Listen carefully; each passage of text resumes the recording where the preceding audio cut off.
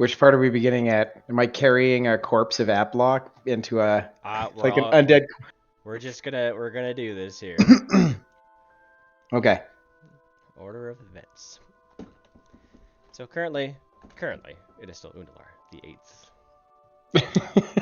Currently. Wait a minute. When did I leave? Yeah. A few days ago. Anyway. No. Maybe? No, you left yesterday. Oh, fuck. A lot's happened. Yeah, there's a lot of sessions on one day. There's like 10, 12 sessions. Anyway. Yep. Let's see if we can get through this. So, as the powerful Lich Lucius Renus, who rose up as a mysterious Emerald Sun, attempted to save himself from the fury of the Luckbringers by summoning a towering demon, a final blow from Congar crushed him into a fine paste. Leaving the Skrael grounds and back into the streets of the necropolis, you see that the rebel uprising within the city has been successful in quashing their overlords. Many of Lucius's creations, solely alive from his power alone, crumbled into lifeless husks in the streets. With the help of Keyleth, voice of the Tempest, the combined forces of the Ashari peoples, and Luckbringer Atesh Ozel Sazin Kaladim, or Pyro, the flying mountain of the necropolis was safely landed back into the mountain from whence it came. Peering into the sky, you watch as a lens in the sky comprised of hundreds of thousands of emeralds dissolved as each piece is scattered to the orbit of Exandria, tossing precious jewels across the globe, signaling that the Emerald Sun is no more. Strangely enough, the flow of acid began to recede throughout the once floating mountain as well. The cause has been determined that the old corpse of Umbersil, the Hope Devourer, an ancient black dragon felled by Vox Machina decades prior, has gone missing from Godshadow. After spending some time to rest with the rest of the Luckbringers, Congar awoke refreshed with the rest of the Luckbringers and ventured back into the deep quiet of the necropolis. The people of Western can be seen counting their dead and beginning to clean up the catastrophic damage caused by acid rain and murderous raids of undead. Some brave looters within the necropolis can be seen darting through the shadows, trying to recover whatever valuable items they can before the place is wiped clean by government officials. Using simple means and spells, you easily find your way into the ethereal plane and rescue Zinra without much issue. Safely out of the necropolis and within the safety of a now abandoned tavern, Brumal recovers Zinra from her petrification, and Zerkil heals her back to full health. And Zinra, you clap your eyes open and You're alive. wake up after seeing the rainbow. That's the last thing you see. Tasting the Tasting it. rainbow. Thank you. What about Brian? What about Brian? Just hanging out with us, man. Yeah. No, Brian was dead. No, I Brian's destroyed the Any Cup. Yeah. He was revivified. Gotcha. Holy Christ, where have I been? I don't know. Ask. He said he could see you. I couldn't see you, and Did I I pointed get through the Zerkil. wall? Kind of. We're gonna say yes. Also, nobody commented on my happy Zinra noises comment. Got through the wall got through you. You don't have to worry about it anymore. Yep. Died again, didn't I? You saved the day. Huh. Continuing on. After a few days, things begin to calm down. A lot of you were brought before the Council of Teldore once more, with Headmaster Thurmond Adlam sitting at the center of the table as the newly appointed Chief Council member. Due to the debt owed by Amon during the time of crisis, Chief Adlam has now significant clout within the Council. You're awarded the title of Guardians of the Realm by the Council and offered the gift of rebuilding your keep where the last one stood within the lower slums of Amon. The title, Guardians of the Realm, does come with some caveats, however. If a member of the Luckbringers were to perform an ill act that were to have negative consequences for the people of Teldore, or its overall state of peace, the title would be revoked for that member, as well as all privileges that come with it. As Guardians of the Realm, you are entitled to have residence in Amon, as well as own property in the Cloudtop District. Your votes will be taken into consideration regarding matters of the realm. During times of crisis, a Luckbringer will be elected as Master of Defense. After the crisis has been quelled, the title will no longer be valid. You will have supervised access to the Lyceum, its knowledge and resources. You will be awarded free use of Amon's skyship and its crew for matters pertaining to Tal'Dorei. Yeah! I mean, continue. A declaration of status with accurate portraits will be sent across Tal'Dorei to cities of Amon, Craighammer, Kymel, Westruun, and Whitestone, so that everyone will be able to easily recognize their saviors. I know just where to put yours, Congar. In the bathroom.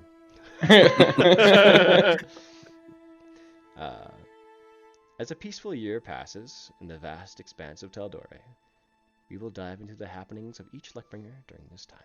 We'll start with Congar. Seeking help from the priests and Ashari, none of them can help you return Outlock to his former self. Only an incredibly powerful magic can twist his being back to once it once was. I will add a memorial for him until I can find someone suitable, but there's too many things going on right now. What do you do with Aplock, the undead, clearly violent Aplock? Oh, that's right. I thought we would have pacified him before we... Are you going to put him down, or...? Figure it's the most humane thing to do. Did they give me any sort Euthanasia. of... Did they give me any sort of direction? Put him in the onion box. They said that, like, somebody incredibly powerful, but... No, they have no idea? No. I will ask the party. Who wants to go on another quest? This wouldn't be a quest. Oh. My understanding, only the gods probably turn his fate. But, yeah. Well, Beyond me. Who of the party is all there right now for this? Everyone? I assumed we were all there. Yeah. Okay. There are 2 people in the party that can do it. there are people in the party that can do it. Oh. We know one of them is Zarakil. I have a spell that could help. That sounded confident. Yeah. I'm sure he Is would. it ball? Is it a death spell? He did. It is potentially a spell that will disintegrate the problem, if you know what I mean. You know, you Right had to the me. mind. You had me. Fuck you, Atash. You had me. Zarakil, the guy that has trouble fucking with me. Zarakil, you know that you would not have the ability to do this. Jan, Yes. I made you literally like make a swimming pool out of holy water inside, you know, that cathedral. Any chance you guys might be willing to help out the guy who died saving our ass? Just a little? What are we trying to do? I suppose we could probably work something out, but of course I'd need some wonderful luxuries to relax in afterwards. Tell you what, when we go and get that dragon horde that we had to like completely ignore, you're gonna get a chunk of my portion. Because see, we killed. You weren't with us, but we killed the Sons of the Cinder King, and we always wanted to go get their treasure. But then Urk had trouble in the Underdark, and then there was a weird demon plant monster, and then there was weird sentinel things, and then there was a giant dragon that blew up our keep. Well, before that, there was the whole ley line thing. I don't know. Shit just never stopped. So now I'd like to go get our treasure. How about this? We'll help him out, and we can forget about the treasure. Congar narrows his eyes. Why would we do that? We have a keep to rebuild. And we have all the riches in the world after defeating a lich. Why go after some old dragon horde?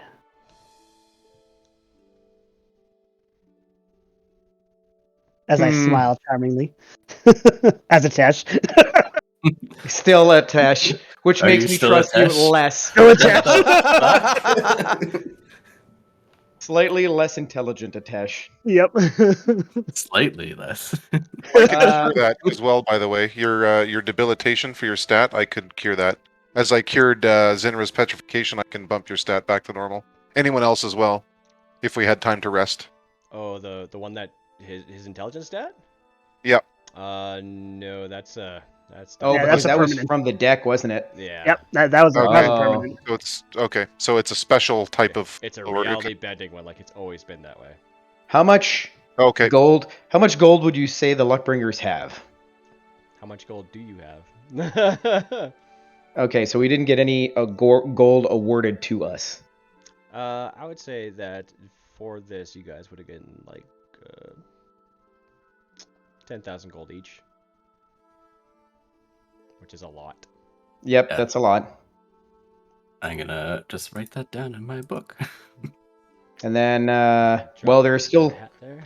the Silver Dragon Horde. We still have that.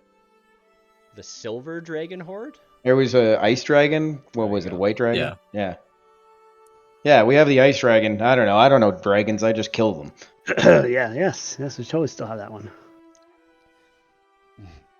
So I mean, Atesh told me that he was gonna send somebody to pick it up and split it with us. Oh, yes. That's why I had to leave. Joraywire was attacked, bringing some of it back.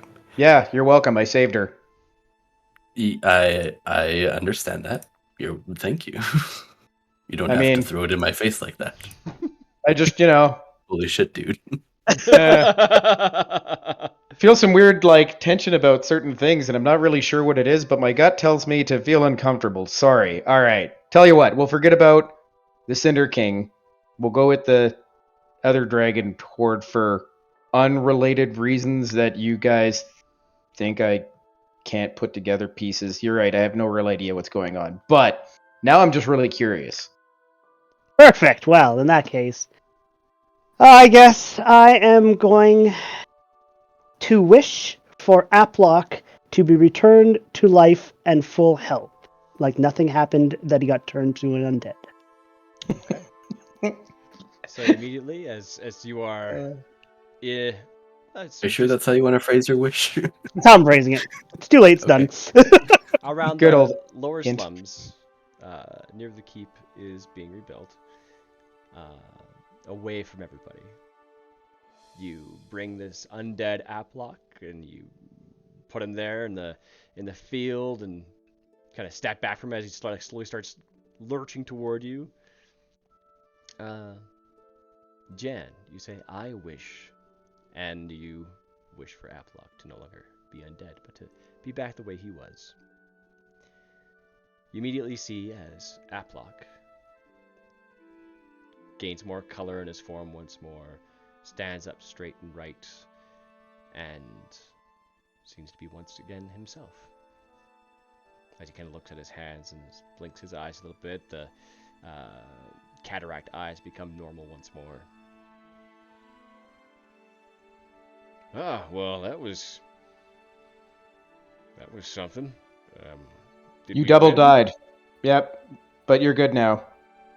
Oh, well, thank you guys. You ready to help with making the Adventurers Guild, buddy? Well, I mean, you said you wanted to. yeah. No takebacks. Goliaths don't do takebacks. Wow. I think we're both different kinds of Goliaths, right? That's what we agreed. Yes. I'll help you with the guild, I guess. Yeah, I'll do that. So, Jan, because that was such a high level wish spell, I need you to do that D100 roll again.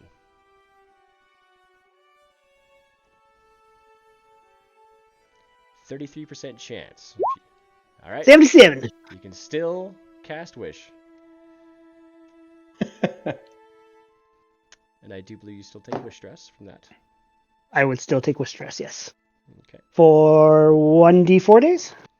2d4. That sounds about right. 2d4? Okay. 2d4. 7 days. 7 days. Pretty much the whole thing. I'm just gonna carry you around. Yeah, you Yeah, I like you just- normally do.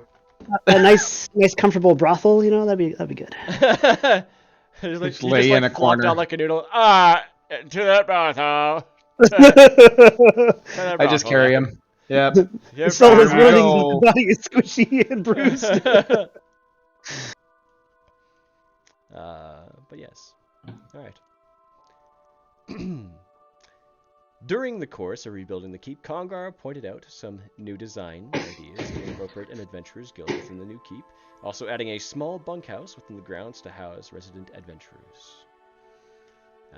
He goes around to everybody and asks if they need, or well, we won't do that one. Congar, you go to Brumal and ask him if he wants to join the business of the Adventurers Guild. So, you've been pretty quiet there, bud. You've been through a lot. Look like you're thinking about some stuff. Well, I'd be lying if I said my mind was clear and I was ready for another adventure, but I do have...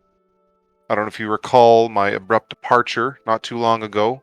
Yeah, and then you fell down a big hole somehow when we were fighting a god. Yeah. Yeah, well, that's business that unfortunately I've put off. Obviously Lucius being paramount, but now that he's been dealt with, it appears that my life has caught up with me. My old life, my past life, I guess, if you want to call it. And I do have to return to Whitestone as, fortunately, someone very close to me, people very close to me, are in distress. And it is entirely my fault, it seems. So I think I am the only one. I mean, obviously with help would be great, from you and the rest of the Luckbringers. But that is something I'll definitely be interested in, but I do have to take care of my business personally, and I don't know how to do it. Tell you what, why don't we see who wants to come and take care of your family business? The keep's going to take a while to rebuild. We've got enough money to get some supplies. Might have to stash. You know what? I'm going to go under and grab everything from our stash and put it into like a bank or something. I don't know. They got a holding somewhere else. That's not a big hole in the ground.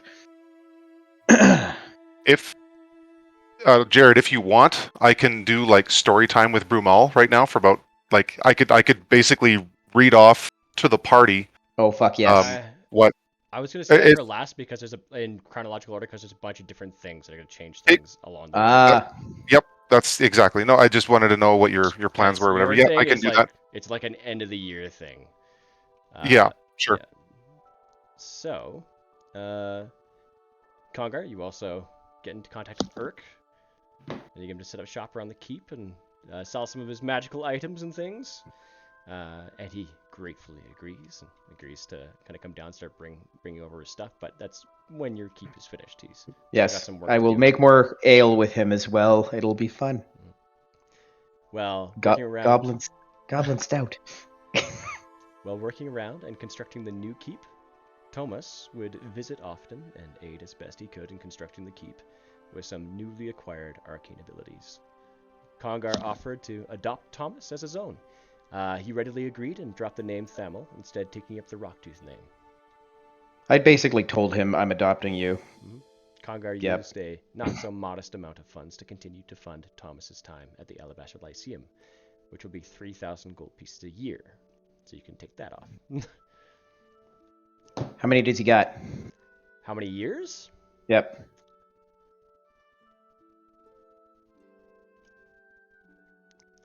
He still has 7 years to go. Okay. I also have income coming eventually, but just pay some up front here. Zerakiel, upon returning to the scorched fields of the lower slums, you visit the location where Caer Nils once stood, where the new keep is being built. There you find Torm's hammer covered in a layer of dust and dirt. You venture to the temple of the Dawnfather and Amon and help in the temple, offering whatever aid you can, whether that can be healing or offering a kind word. You've been quickly forbidden from cooking or repairing anything. Oh. Congar will help and come cook.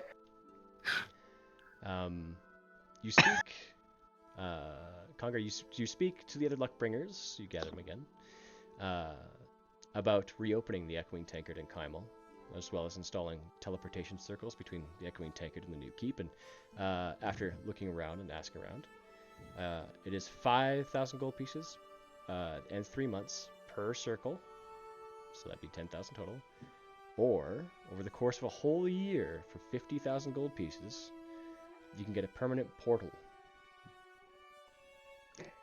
based loosely on the gate spell. What do you guys think? So the teleportation circles require a caster to operate to teleport between, but a portal does not. Ooh. Dig the Probably permanent want to go portal. for the portal. I like then. Well, I might need some donations because I have 12,000 left after. Well, I just paid 21,000 for all 7 years up front for Thomas. I have. Better not fail. Better not fail. Tell you what we do in the Rocktooth clan. We don't know what to do. Smile, like, We don't every have so- education. He's like, I have a lot of Teach him hope a in ya." trade if he fails. And you just grab his shoulder and squeeze. You see some veins in your neck. I believe in you. You can always be a barbarian. Well, I tell you what we do in the Rocktooth clan. Actually, none of us have gone to college. Yeah, I don't know. We have no formal education system. So I have 12,000 left. But this is without adding anything from the Dragon Horde or anything from the business. yes. Take my 10. Oh yeah, Yep, add no you can have my fucking- 10. I really do use for money, and there's tons of it laying around. Trace up steps if you really want. Do we know what our portions from the Ice Dragon is? Nope. That'll be a later year, probably. Mm. Considering my ship was destroyed, so... Your ship was not destroyed. No. Well, Dragon it was, I thought it was Hijacked? damaged, wasn't it? It was damaged, yeah, during the battle, but most of your crew survived. They just took Joror. Okay. Did insurance cover it? Yeah, hopefully. And your ship has also been fitted as well with, like, dragon parts and things. Oh, Yeah. yeah. Nice. I have 500 platinum on me. So I've got... Fuck, what was platinum again? Platinum. 10 gold. And, yeah, 10 times. Can we 10, get 10, back 10. into our old treasury? Yeah, you guys go down and manage to reopen the trapdoor that nobody ever seemed to notice. This place has been fairly avoided. But yeah, your treasury's still there. Because there's Untouched. 20,000 platinum in there and 12,000 gold. Oh. Okay. That is more than enough. We'll go with I'm gonna unload everything but like 500 gold from my guy. 52. Into what? Just like minus or taking what the hell? Putting the 50,000 towards the portals. But Oh. you also reopen the Echoing Tankard after the keep is finished Yeah. being built. Yep. How much am I taking out of the group fund? I'm just plussing this right now. 3, 2, 2, 0. I have 37,450 if that matters. I can. Here, let's round that up. I can take 500 from the gold I was going to keep. There, I've got 37,500.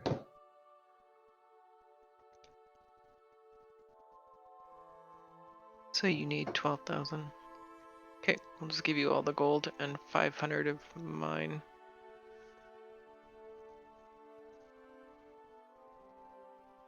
Okay. Okay. I am erasing everything from my inventory.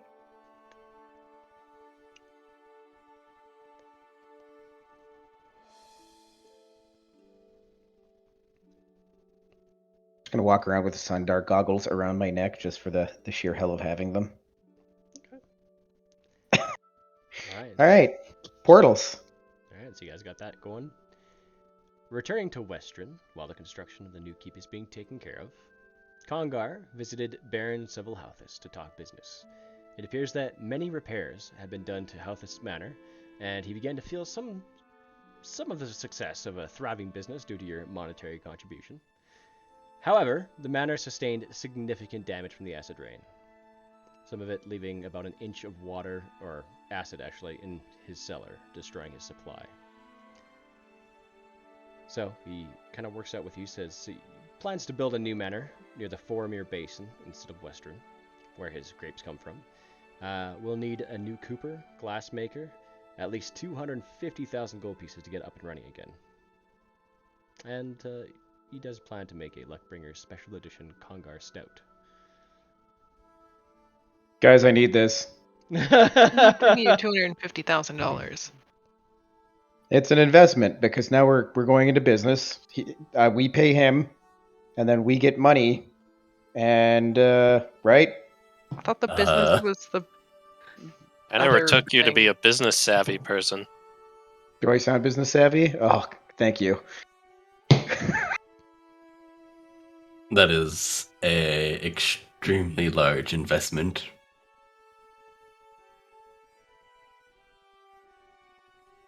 I mean, So Helthus, I you got hope- nothing left at all? What was that? I was talking to Helthus. You got nothing left at all.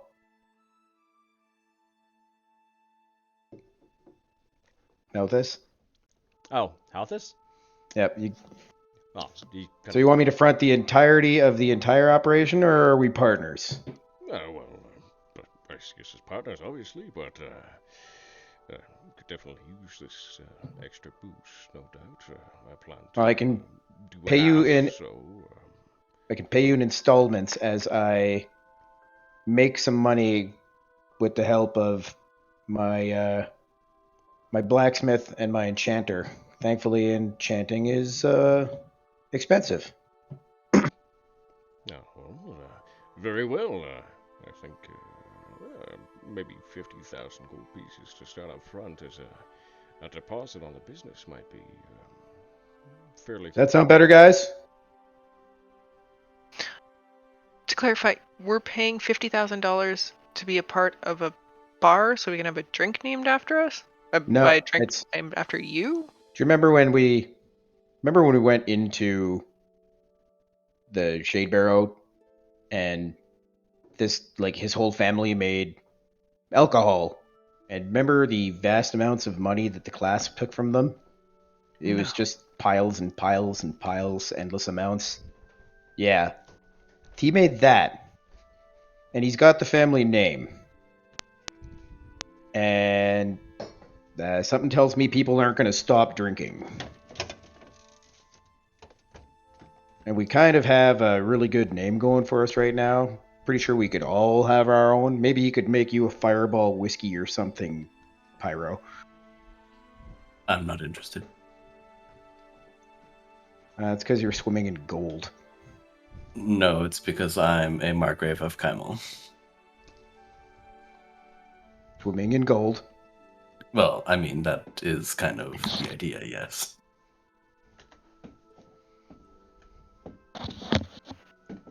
Well, I'll see if I can come up with some money by myself, Helthus.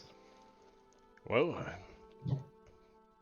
I simply can't start the entire business again without some investment. I mean, I can. It'll just take a while. I will help you along the way as I can. It just might take longer. Well, that's how these businesses start, right? A little bit of Oh, thanks. grace, a little bit of sacrifice. Thankfully, you've got all the recipes. People are going to want your booze as soon as it's back out, so start small. Small batches. There you go. That's worth good money. Yeah. So, as that's getting underway, by this point, a temporary but still comfortable lodging has been constructed near the beginnings of the keep, very similar to that of a Nordic longhouse. complete with enough rooms to house the luckbringers, a dining area, a small kitchen, and a large communal area with a large fire and a long table. Here, you speak to the other luckbringers about reopening the Echoing Tankard in Kymel, as well as installing teleportation circles between the Echoing Tankard and the new keep.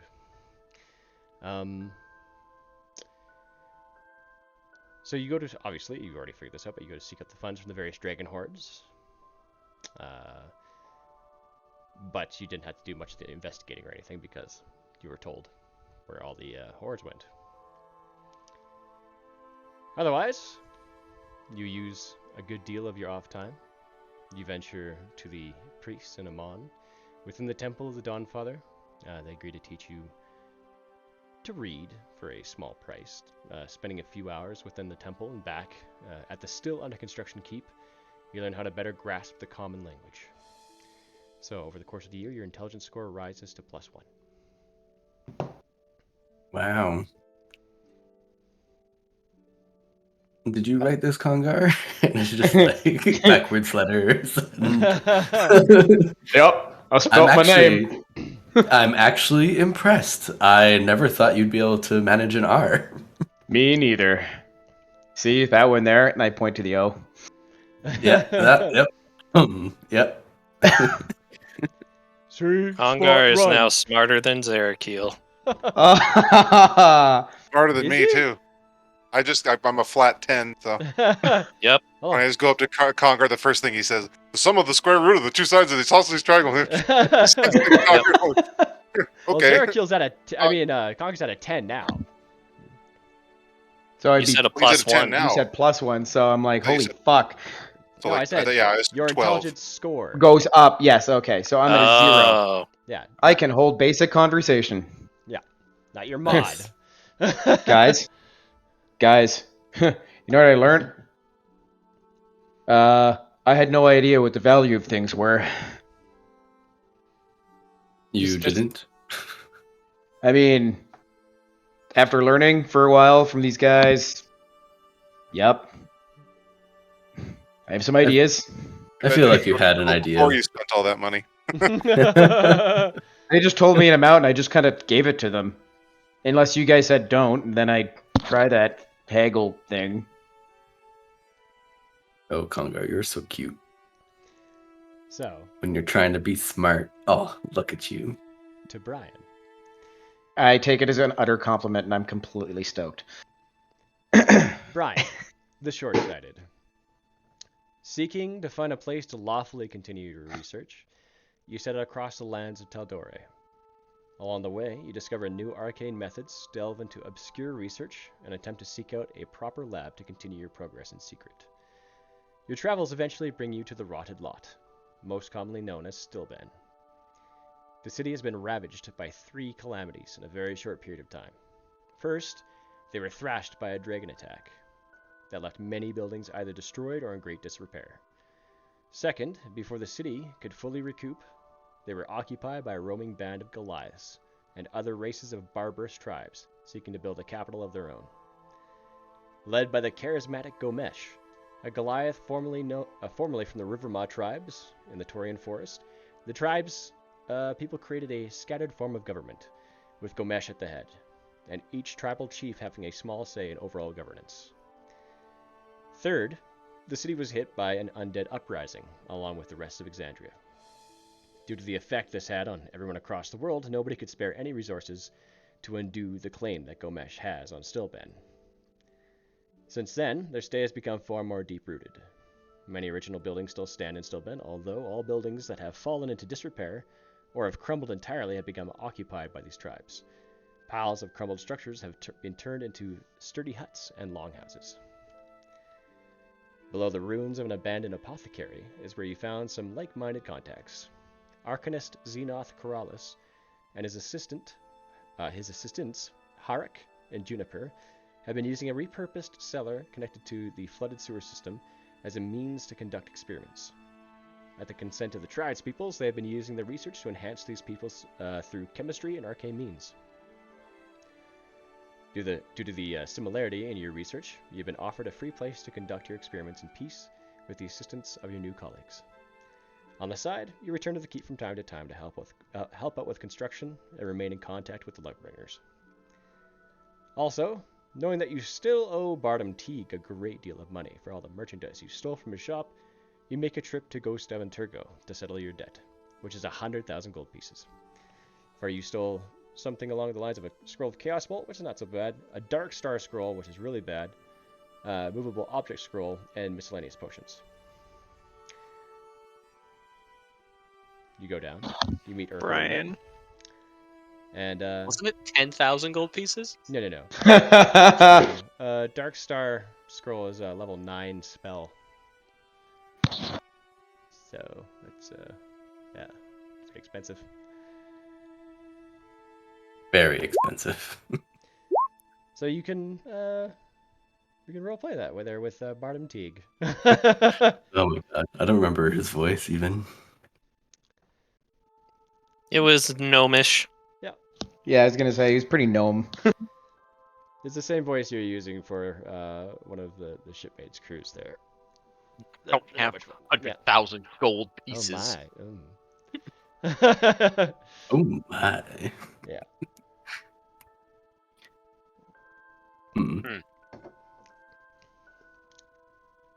Oh, it's you.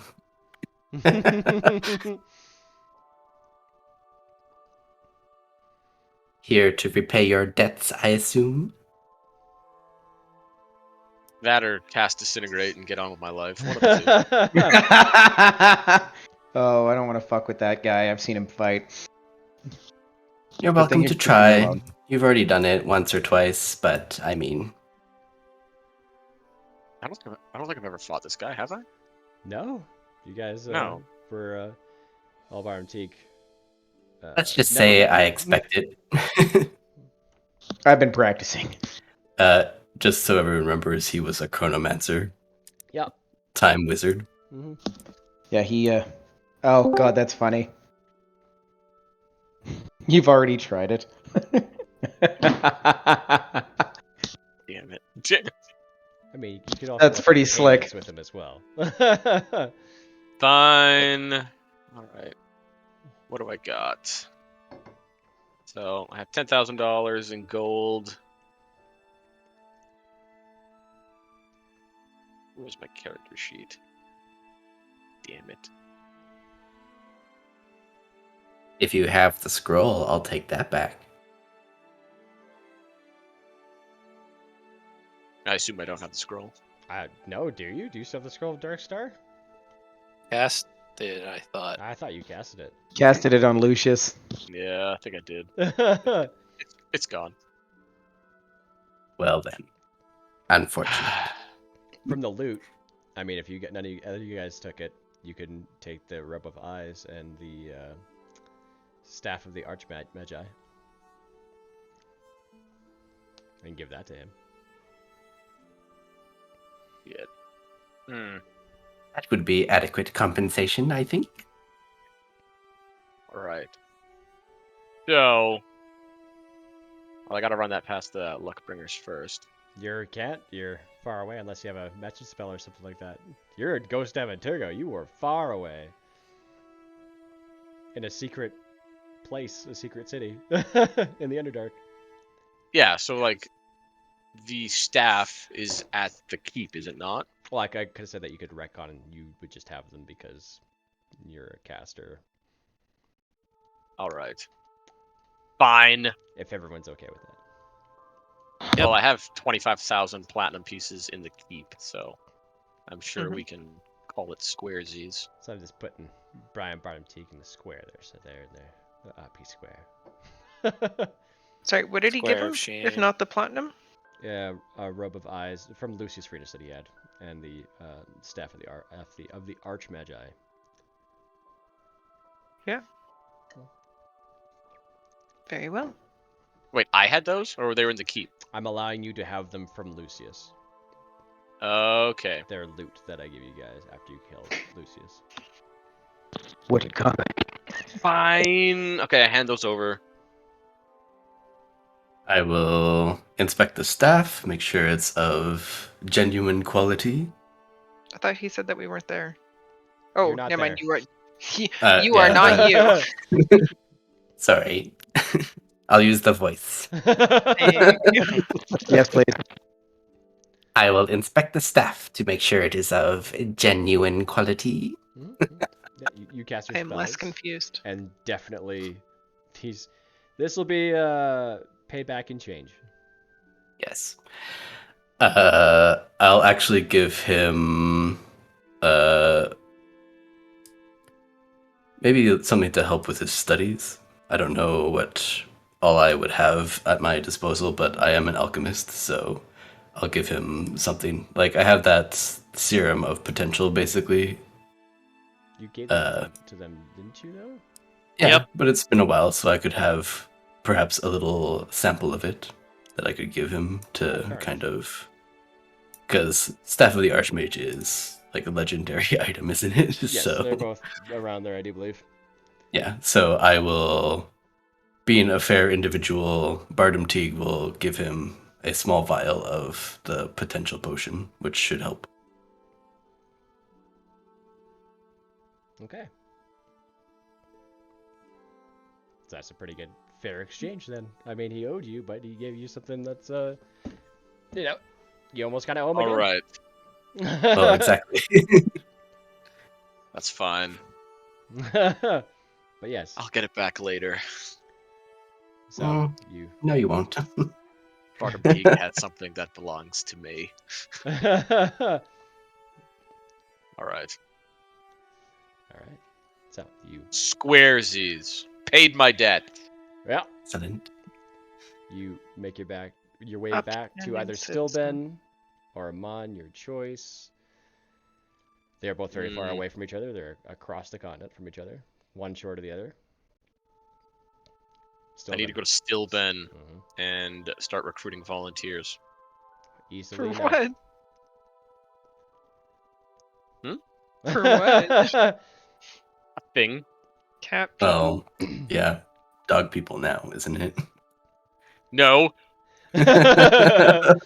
Dogs are more loyal. All right. Atesh. Just imagine like a whiteboard. cats were pretty with, loyal. like, cat Quick, people quick question. Quick scratched out. question. Yeah. There was a whole bunch of cat women with Naj on the carpet. What happened to them after Lucius died? Whatever Brian wants. Didn't no. they fall into the acid? Like, didn't we just leave them there to die? No, the Naj Oh, they would have flew died away. too. Yeah, they were on the Naj, carpet. Naj saved them. On my carpet. Oh, I thought they died. They're abominations. They should have died. I was actually going to say this, and Brumal mutters under his breath, why didn't they die in acid? What'd you do with them then? Your choice. Who cares? I left them to die in the acid. All right. So yeah, you told them to jump in the acid, and they did it willingly because you're Brian. They're not real cat people, all right? They were Nope. undead abominations. I mean, they I would were have totally real. hired them to guard the keep. All right, I'm working on better cat people. If I was there when he's trying to like convince them to jump into acid, I would have convinced them that they had to come with us to guard the keep. I don't think. No, they're you know what? Brian. Fuck it, let him jump in the acid. I actually don't want the You're headache. not Brian, so Yeah. Hey, I was still Giant Brian. no, you weren't Giant Brian anymore. Yeah, no, we rested. I would have been. Yep. So let's go to Atesh's now. Atesh, returning to your city of Kymel, in the privacy of your chambers, you begin to scry. Seeking answers to the whereabouts of Tristan Gance, you focus on your crystal ball. As you shot through the clouds and push over the blurred landscapes of Exandria, I'm going to do a quick wisdom save.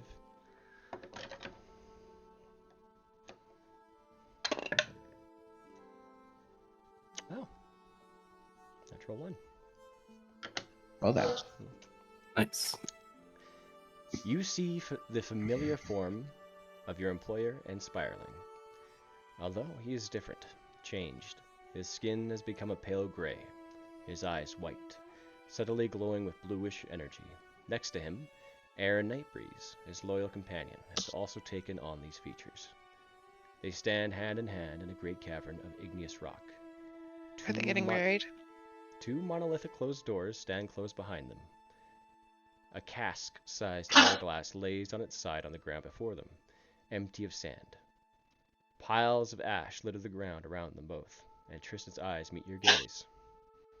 It appears we have a spectator, love, he says. The blurred aspect of Erin also looks towards you. Her mouth spreads into an amused grin. Tristan holds out his hand toward you, and the vision goes blank.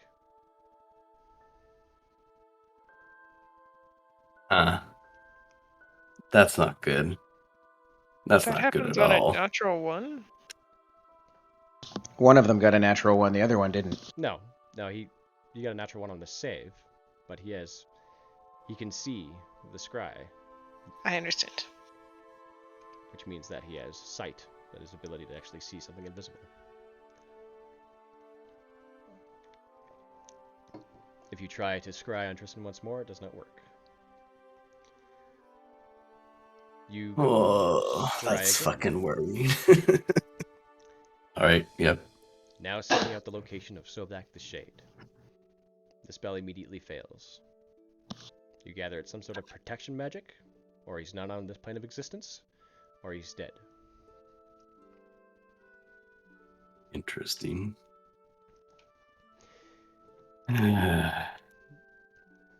Now, immediately spending some of your vast resources, you pour funds back into the economy of Tal'Dorei as a whole, not only aiding those in Kymel, but sending humanitarian aid and funds to repair Western back to its former glory, as well as employing the help of Keyleth. Through these means, you gained favor with the city of Western, Kymel, and the Council of Tal'Dorei, but suspicion from Chief Council member Thermond Adlam. You gather that he sees your advances as a threat to his overall goals, perhaps seeking to divide the people of Tal'Dorei. He, however, remains silent. Seeking out Brian normally, he is not currently with the Luckbringers or in the usual haunts. Yep.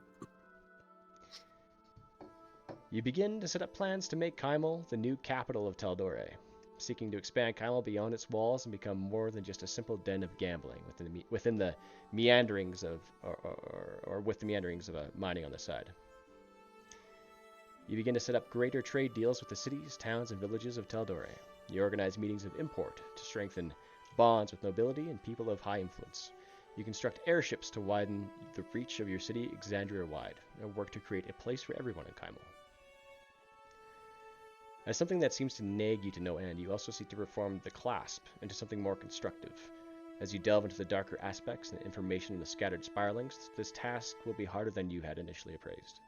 It appears that, though each spiraling is a part of the clasp, the organization works on a quid pro quo basis, or as they call it, a favor in kind.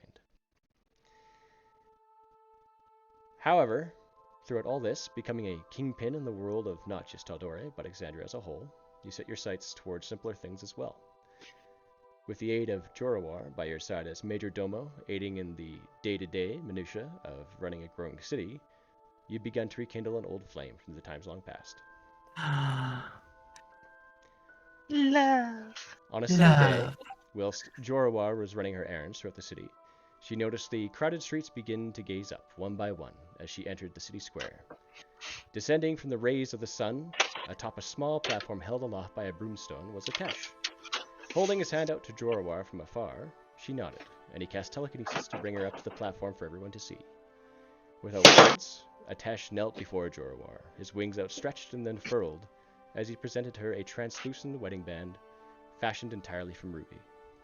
She then said, "Oh, just put it on, you show-off. Of course I'll marry you." Yes! Fancy. Plans were set into motion to have the wedding in Kymel. All the Luckbringers from past and present were invited. The venue is the Maiden's Kiss. Most of the gambling tables and merchandise have been replaced with fine tapestries of billowing red and white, lined with sparkling gold ribbon. The streets outside have been decorated by arcane blue lamps and tables, free drinks for anyone passing by. This is a night of excess and luxury.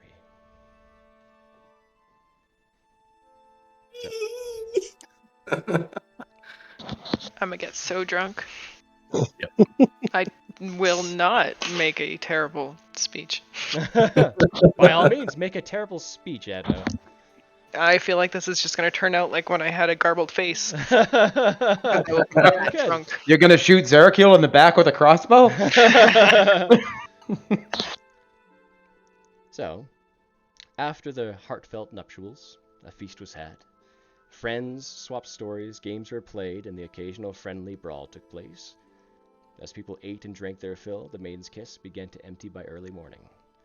The only ones remaining after a joyful night in the now quiet casino, surrounded by empty tankards and nearly empty buffet, are the Luckbringers.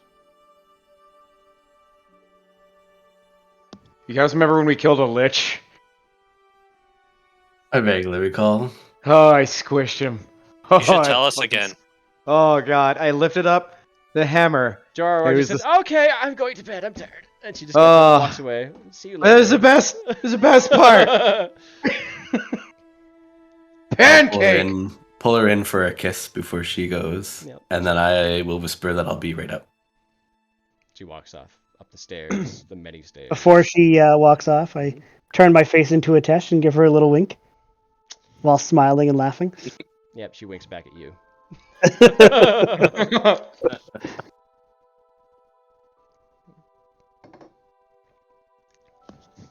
All right. And I grab a keg. Okay. You guys talk And then I about scoop anything? up Adno under my arm. Yeah, of course. All right. Well, Atesh, I will be the first to say congratulations. Thank you, Zerakil. I mean, didn't we do that when we all clapped when they did the thing at the altar? Am I doing this wrong? I've never been to a formal wedding. Where I'm from, You're they're supposed very to tap different. the glass, not break it. Oh. Yeah, where I'm from, we don't even have glasses. We just drink from our palms. Oh. Oh, Congar. Also, weddings were more like Or we Don't- just don't need to even- make babies because otherwise Mhm. we'll all. Yep. Mhm. Yep. short lifespans. Extremely. How Getting old shorter. are you? How old am I? All of you No, are children. no. Adno. She just woke up in my arm, like I'm carrying her like under one arm, and I've got a keg in the other. And she's just like, "Yep, short lifespans." And I'm just like, "How old are you?" And I pass out. Isn't it like 2 years younger than she was? No, I got 9 years back. Oh, okay. The skull falls out of her hand. Where did you get that? Where do you keep getting those? Who was that? Why does it look so fresh? All right. So, after a while, you guys all turn in. You go to bed. In the morning, Zerakil, as you planned, you wake up slightly earlier in the morning. You see that on your chest, someone drew a heart in black ink. On your side table, under a stack of skulls, is a note. It reads, "You clinking, clattering collection of corset metal. You had a heart the entire time. Therefore, in consideration of your kindness, I take great pleasure in presenting you this testimonial as a small token of my esteem and affection. And remember, a heart is not judged by how much you love, but how much you are loved by others. P.S. They are great listeners." And you see Aww. that the skulls are there for you to speak to if you so choose. But Zerakil, you slip out the door. Brimal, you awake to the feeling of something slightly wet on your nose. As you touch it, you see black ink on your fingers. You pick up a small mirror next to your bed to check, but you also see a note below a strange wand you recognize as Adno's. In the mirror, you see that someone has painted a crosshairs in between your eyes. A small amount of the ink has painlessly gone into your eye. The note says, "You hazy hophead of handyman habits. Your lack of singular focus has been a blessing and should be celebrated. To keep on the direction of dabbling in the deep desires of all things, I bequeath to you this scepter of smiles. Focus on what brings you joy." She gave you the scepter. The scepter of smiles is the wand of smiles and has 6 charges. Has a DC 13 wisdom save and forces people to make uncomfortable smiles against their will. The last thing I do is touch it.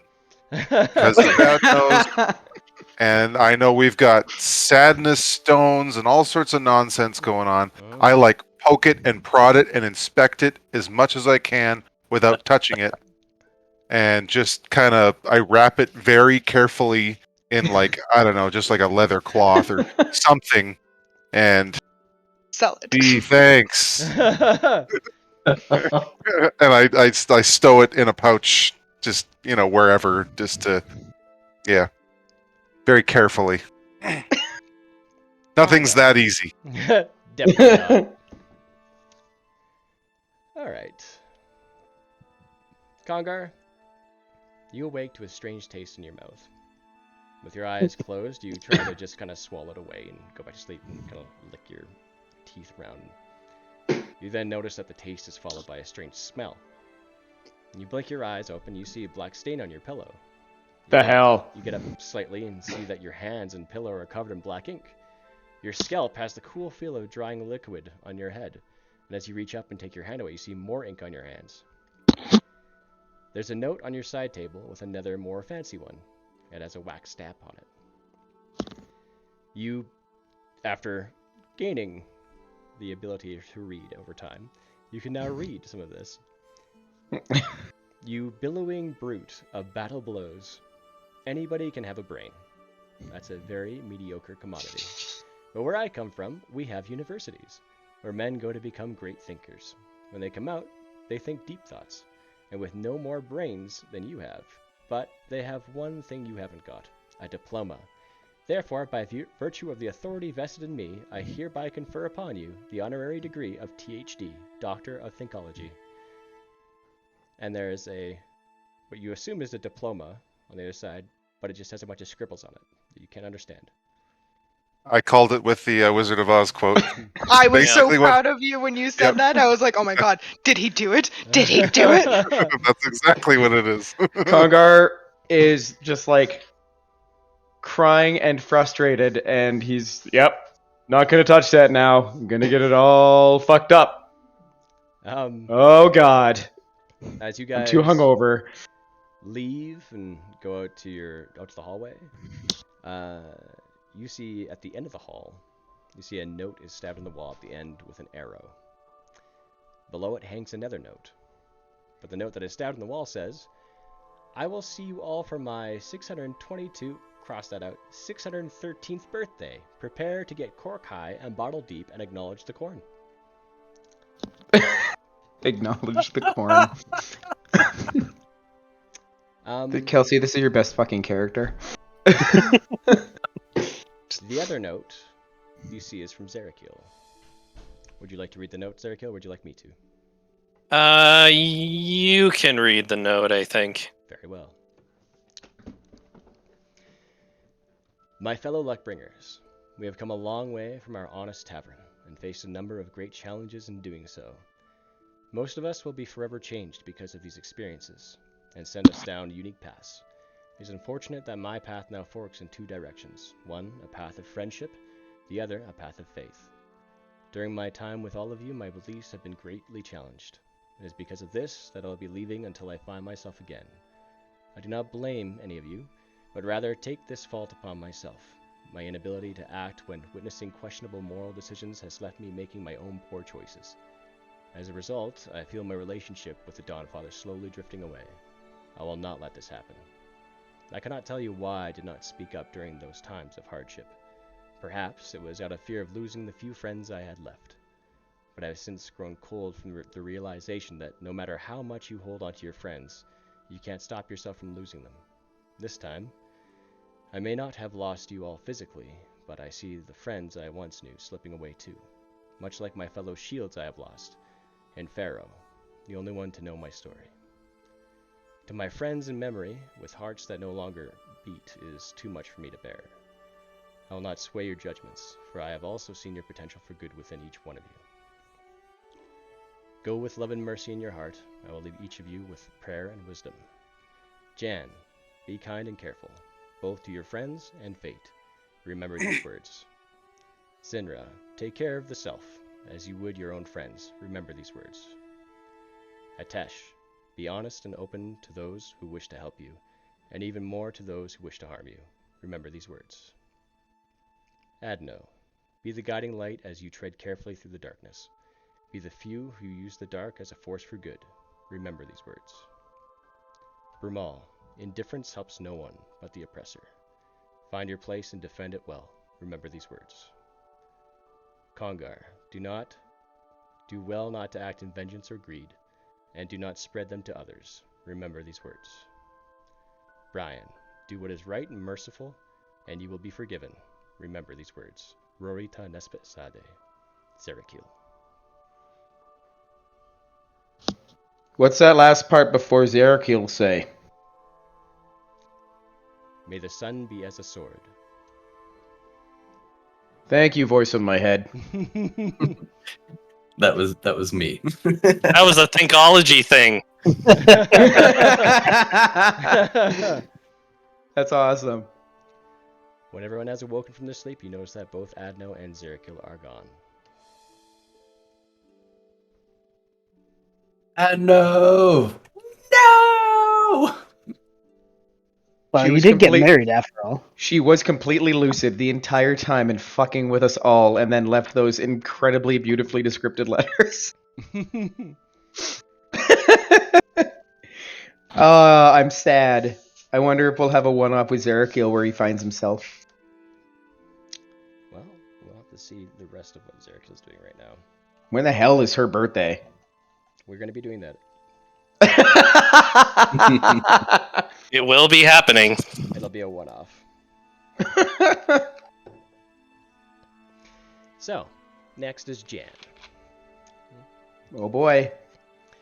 Over the course of the weeks and months, you aid Atesh with his work around the city, all the while building your own small spy network across Kaimal.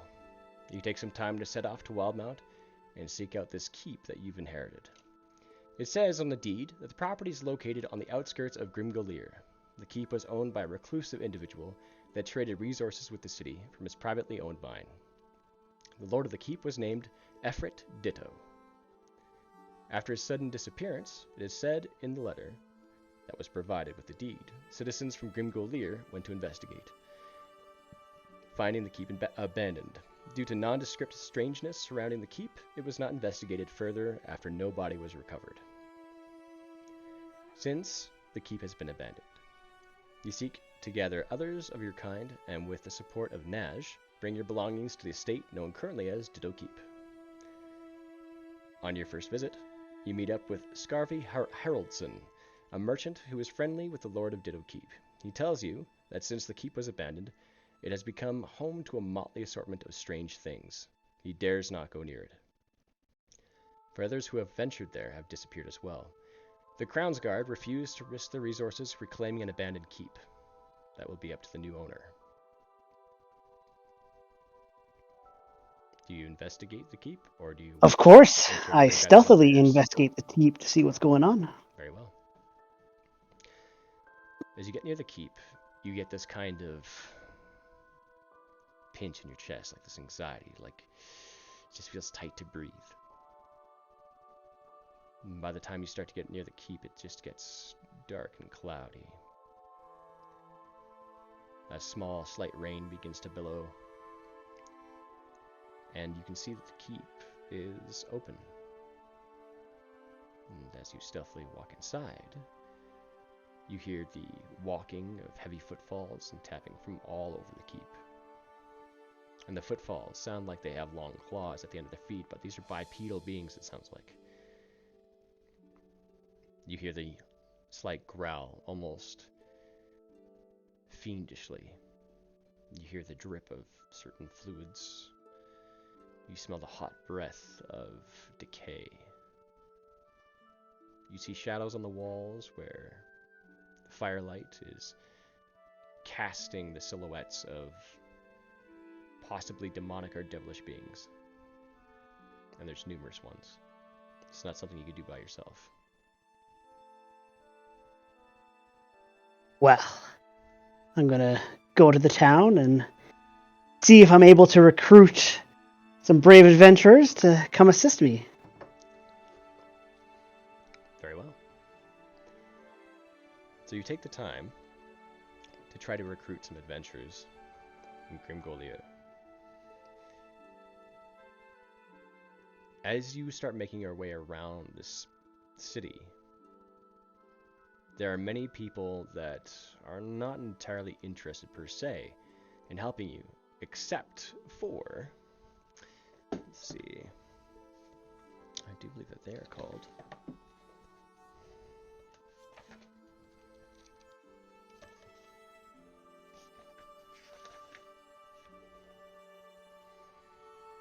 the Monolith. It appears to be a bunch of private warriors that are hired to protect merchant families. But they're expensive. How expensive are we talking about?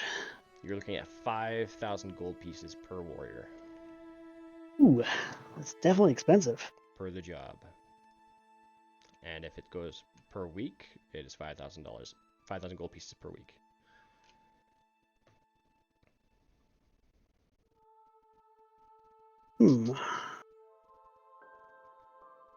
Or you could investigate yourself, try to find out what's going on in there actually, or you can always investigate ask. of the Luckbringers later. Yeah, always ask the Luckbringers. Well, I'm going to try and investigate myself to see exactly what's going on, and then determine from there. Very well. You make your way back to the keep after hearing about the massive amount of wealth it will require to be able to get enough warriors to possibly take out whatever inside. As you go in to investigate the keep, you can make a stealth check, do whatever you think you need to go inside without being noticed. Yeah, I'm definitely going to do a stealth check. Before we get going too crazy, so the robes that I had, that I got from the deck of many things, the robe of scintillating colors. Scintillating colors, yeah. Now that I've been able to attune with it, what specifically did we get out of that? I couldn't get more information until I tuned with it, so.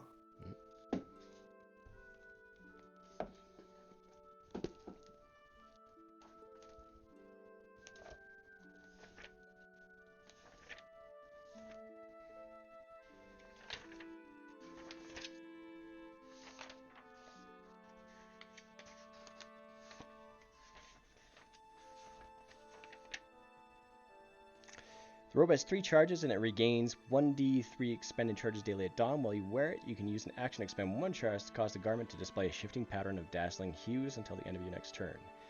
During this time, the robe sheds bright light in a 30-foot radius and dim light for an additional 30 feet. Creatures that can see you have disadvantage on attack rolls against you.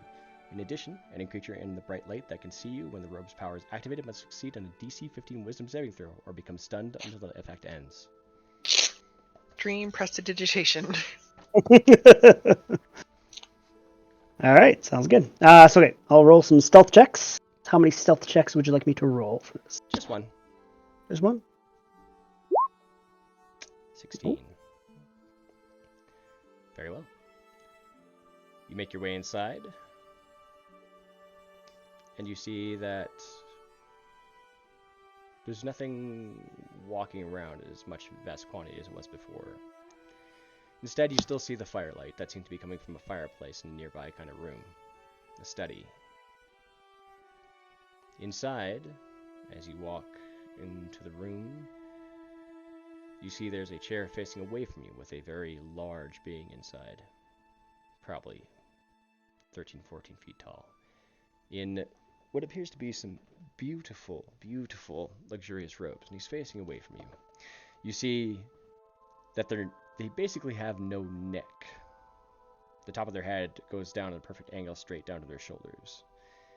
On their back are these 2 wings, the 2 greenish wings that have been pierced with rings. You see that they are breathing with large, deep inhales and exhales. Seem to be very comfortable. And would I know what this creature is? from there, no, you've never seen anything like this. And you hear, Please, come sit next to me. We have things to talk about. You have a new roommate.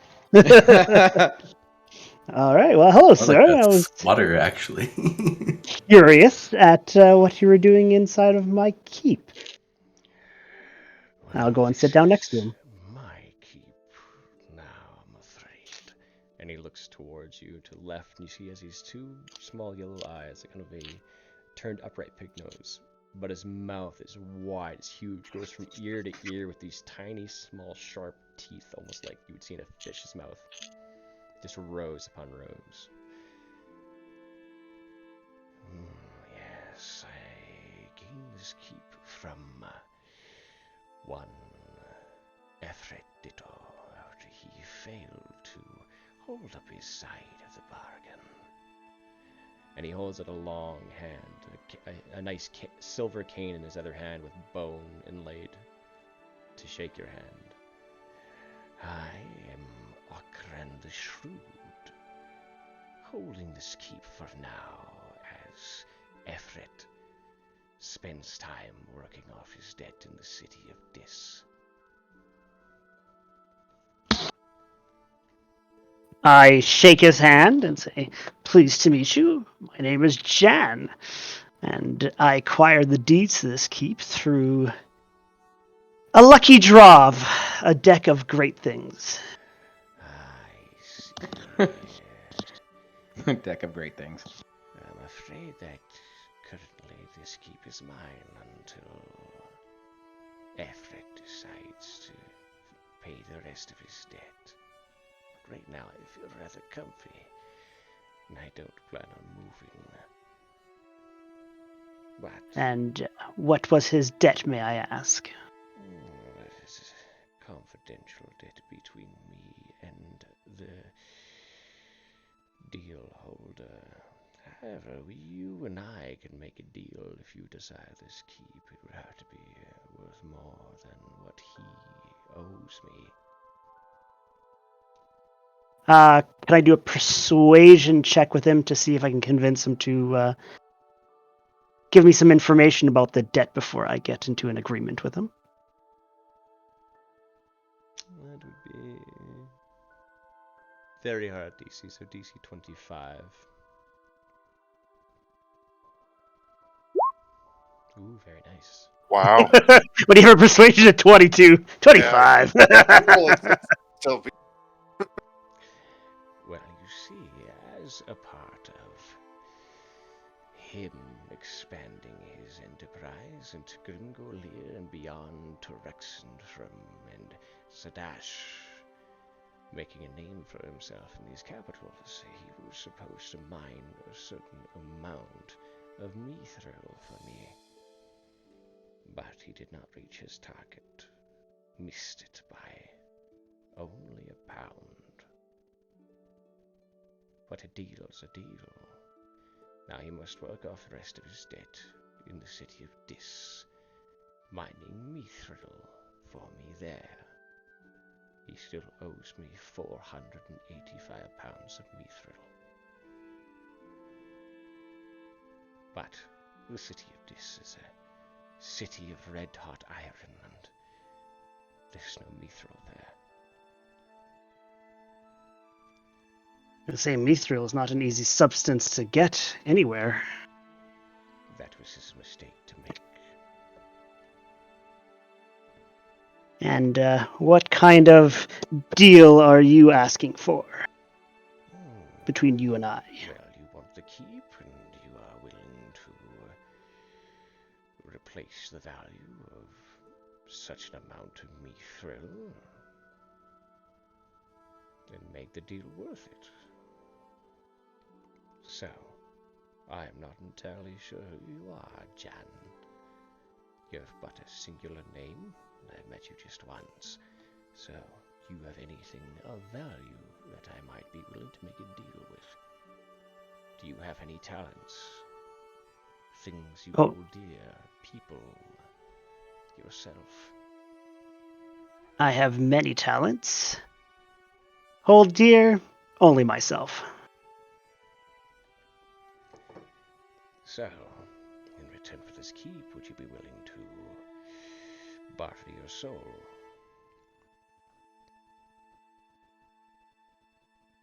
I laugh, kind of menacingly with, yeah, nothing is worth my own soul. He just smiles.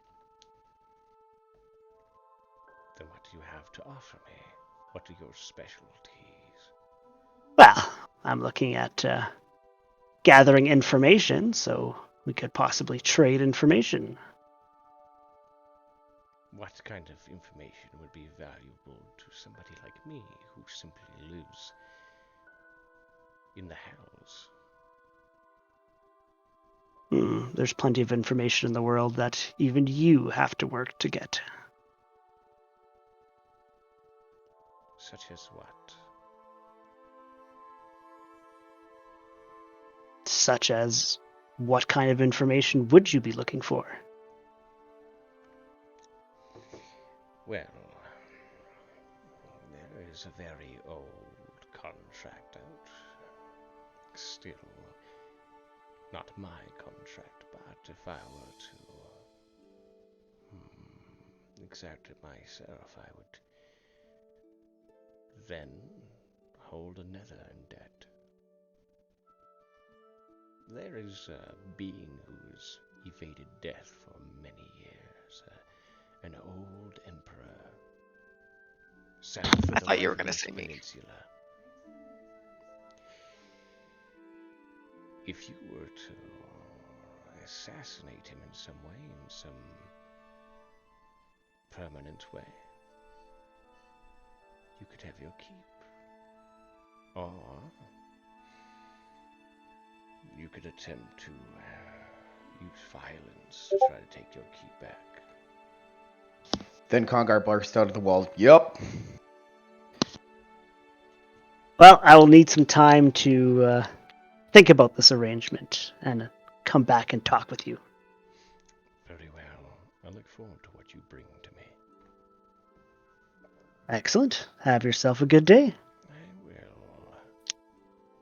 I will. And I'm going to slowly leave the keep.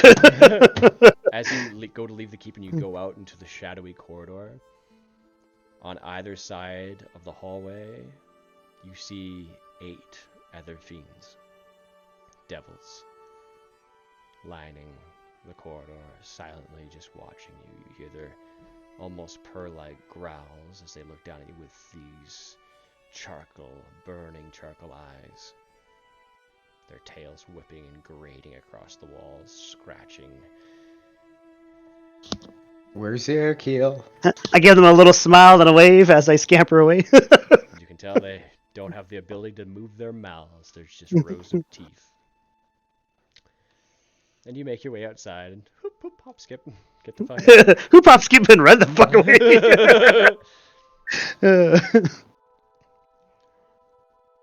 Alright, well, I guess I'll make my way back to the Luckbringers. Tal'Dorei, and go have a little chat with the Luckbringers.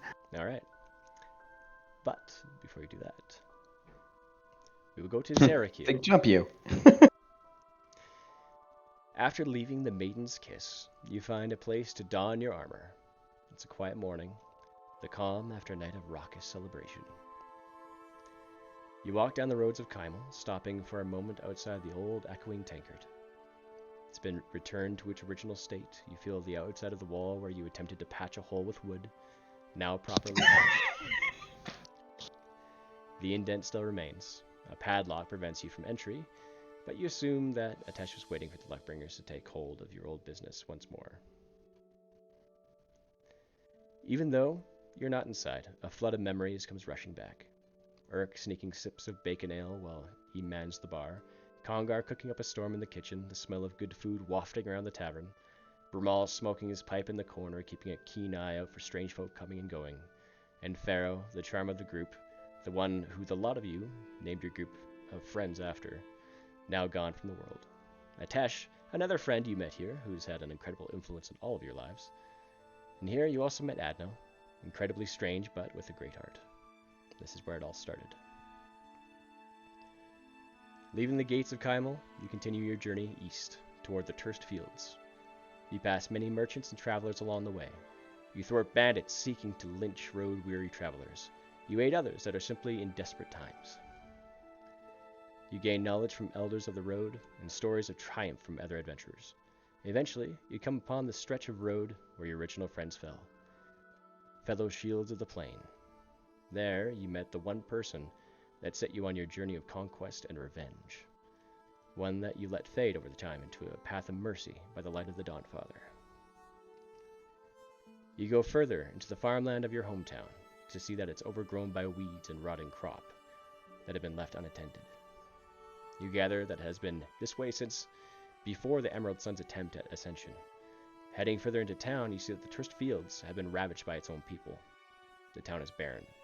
Very few still remain, and those that do appear to be plagued by an addiction. Both humans and gnolls alike are stricken with this illness, and others appear to have been scarred, wounded, or crippled by attacks from the neighboring tribe of Ravagers. This town has been left for dead. You find that your childhood home still stands, left abandoned for some time longer than any calamity. The front doors open a crack. A gathering of dust has settled undisturbed for months. The dishes remain where they have always been. The bed left made, the dining room table left with place settings, and one chair pulled out slightly at an angle. A ray of sun flows through the window, catching the sparkling dust that hangs in the air. Asking around, you gather that an organization from further east, perhaps Whitestone, has been peddling something called Sood, but unlike anything before, tainted by something. Some people went into a murderous rage after its use and killed townsfolk. It's happened time and time again, until they were too weak to sustain an attack. All they know is that the one sending these peddlers is called Hexen. But, in order to seek out the Book of Exalted Deeds, you venture to Whitestone, seeking out the Sun Tree. You know this to be a possible thread to contact the Dawnfather more directly. You seek his advice in locating the Book of Exalted Deeds.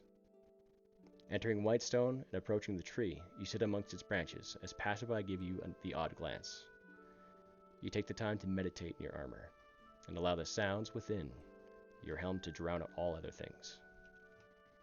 What do you request of the Dawnfather?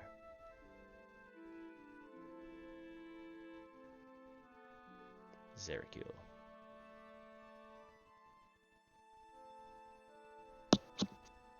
Content loading. Content loading.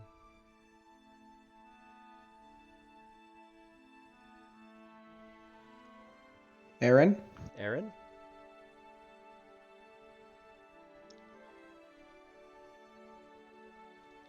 Oh. Yeah, Oh, is he no. gone? He's not there?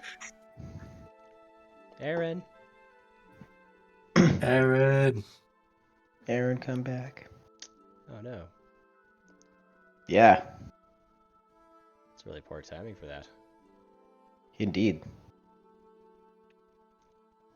I hope you heard everything, because Yeah. damn, that was very well written. He never told us his backstory, not once. No. Also never asked. Where's Aaron? We're just terrible friends. I need him for this. He's typing. Is he? Yep. Ah, lame. Do you just have to update Discord? Do a quick Leaving reboot. and coming back, maybe. Mm-hmm. Come in, come back. If it's not lengthy, you can always type what you want to request. Yeah, we can do that too. Ah, Wants to request a reboot. okay. Giver. Gratitude. Reboot away, sir. Beep, boop. Yes, I was just about to say that. Boop boop. Wonder how many of us had that, just like, tip of the tongue. No. Now that's a show that should never be rebooted, unless they're going to leave it exactly the fucking same. I don't know. I feel like no, I should not say that. I feel like I would like a reboot, but I don't have faith that anyone would be able to do it justice. Didn't they do it? They tried. It was Oh yeah. It was Superhuman Samurai Cyber Squad. They would go into the computer and fight entities. It was half live action, kind of like Power Rangers. It was fucking weird. You know what cartoon they should reboot? Beast Wars. Superhumans. Oh god, have you tried watching that? It's so bad. My uncle and I were really bored when I was over there last, and we tried to watch a Transformers thing, and it was so bad. Yep. I remember loving it as a kid, and I tried rewatching it, and the cringe. Yeah, no, it's definitely not aged. I named my hamster Optimus Primal. I fucking loved Beasties. It was like one of my favorite shows, and mainly because I loved Reboot so much. I was so big into CG at that, in the early '90s when it was like fresh. Yeah. I loved it. It was great. I was all about. My dad Reboot. even liked Reboot. He later told us he just really liked Dot. It was great. Yeah, Beast Wars was really good. Mm-hmm. Yeah, Beast Wars I always enjoyed. I never really liked Transformers, but Beast Wars was. Yep. I was pretty much the same. Yeah, Yeah, Transformers so the was same like too. if it was on, I watched it. But yeah, Beast Wars, I totally got into it. Yeah. Probably because Beast of the Wars CG. was awesome. Luke tried to show his kids Beast Wars, and they got like 10 minutes in, and his youngest son was just like, Dad, can we turn this off? This is so bad. Luke called me and he's like, have you tried to watch this? It's fucking terrible. Yeah, you want to talk early '90s CG? You want to talk cringe? Donkey Kong Country. Oh, yeah. Holy shit, that shit was hard to it's hard His to watch weird now. moving butt cheek thing oh god. Yeah, They had a and just song the for every content. episode. Yeah, Oh god, that's right. It was a sing along damn near. Oh. pretty much. Yep. Yeah, there was How many lots of seasons musicals. did that show last? 2, I think. Yeah, I don't even know. Yeah, I don't remember. Mission I Hill still got remember 2. the theme song and all the characters and everything. It was so bad. Got into a big talk at work about how good Mission Hill was. Mission Hill was a good show. I liked Mission that Hill was show. great. Never watched it.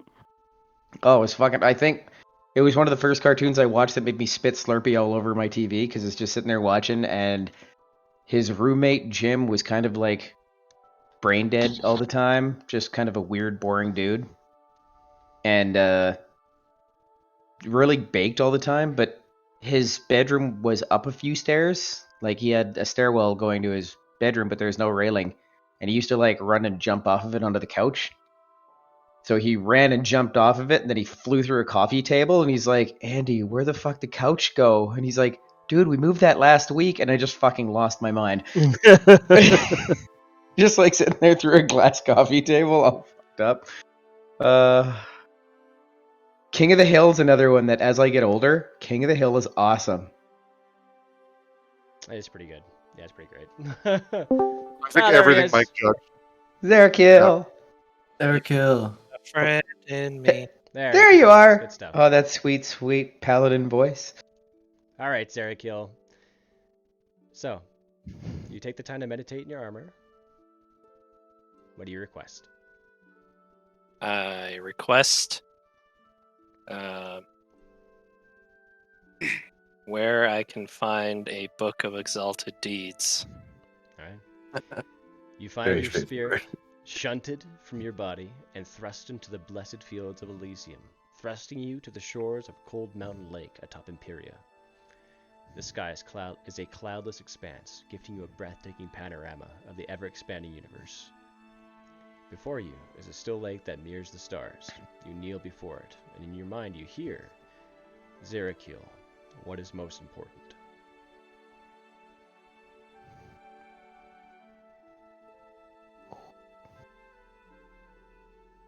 Wait, I heard from behind me? In your mind. Oh, in my mind. The good. You hear again, Zerkill, what is the value of honesty?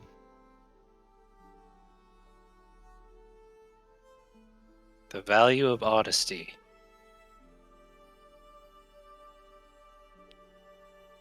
To maintain the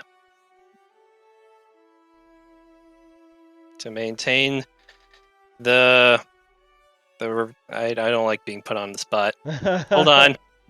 It's okay. Just No problem. take a moment to think. Take a No moment. pressure. Yeah. Literally saying that at the lake too.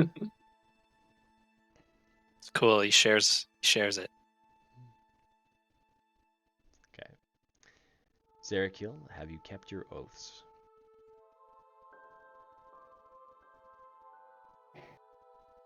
No. Zerakil, do you deserve mercy?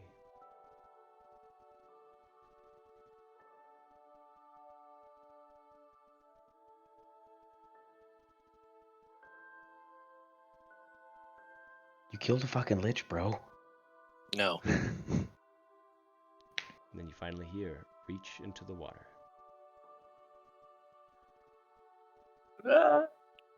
I reach into the water.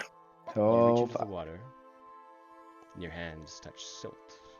As you keep kind of reaching around, you pull from below the blackened sand this golden tome. And above your head formulates this halo.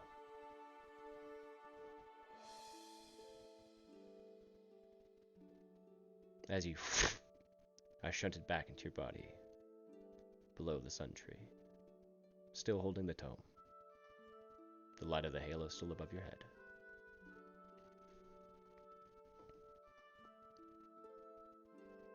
Ba ba ba ba ba ba. Are you dead? So, you read the book over your time. You spend the rest of your days wandering the roads of Teldore. At night you camp, and you call forth Aethelwold with your amulet. Each night you speak with him. Each night you tell him about your travels and your troubles. You keep this fiend as your only company by the fire over the course of a year. Over that time, his rude demeanor softens. You confide in him the steps of the ritual of penance. He rejects it the first night. Each following night, you continue your talks. His demeanor softens once again. And each night, before bed, you send him back to the hills to continue his business and nefarious plans.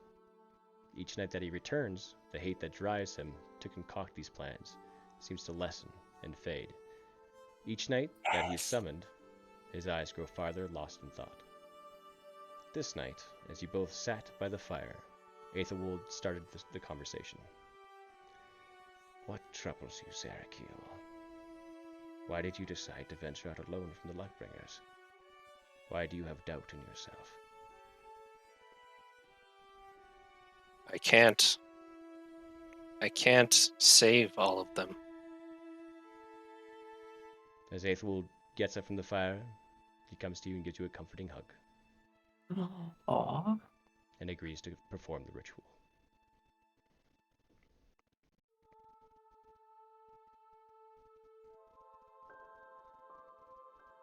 So as Aethelwold takes the celestial blade, places it over his heart, and looks in the eye, he asks you, is he forgiven? You are forgiven. After plunging the sword into his chest, his body becomes ethereal, morphing into the body of a teenage boy in tattered beggar's clothes. And smiling, he silently fades away as the celestial blade clings to the dirt next to the fire. You retrieve the blade and see that for the first time in a while, you stand alone by the fire.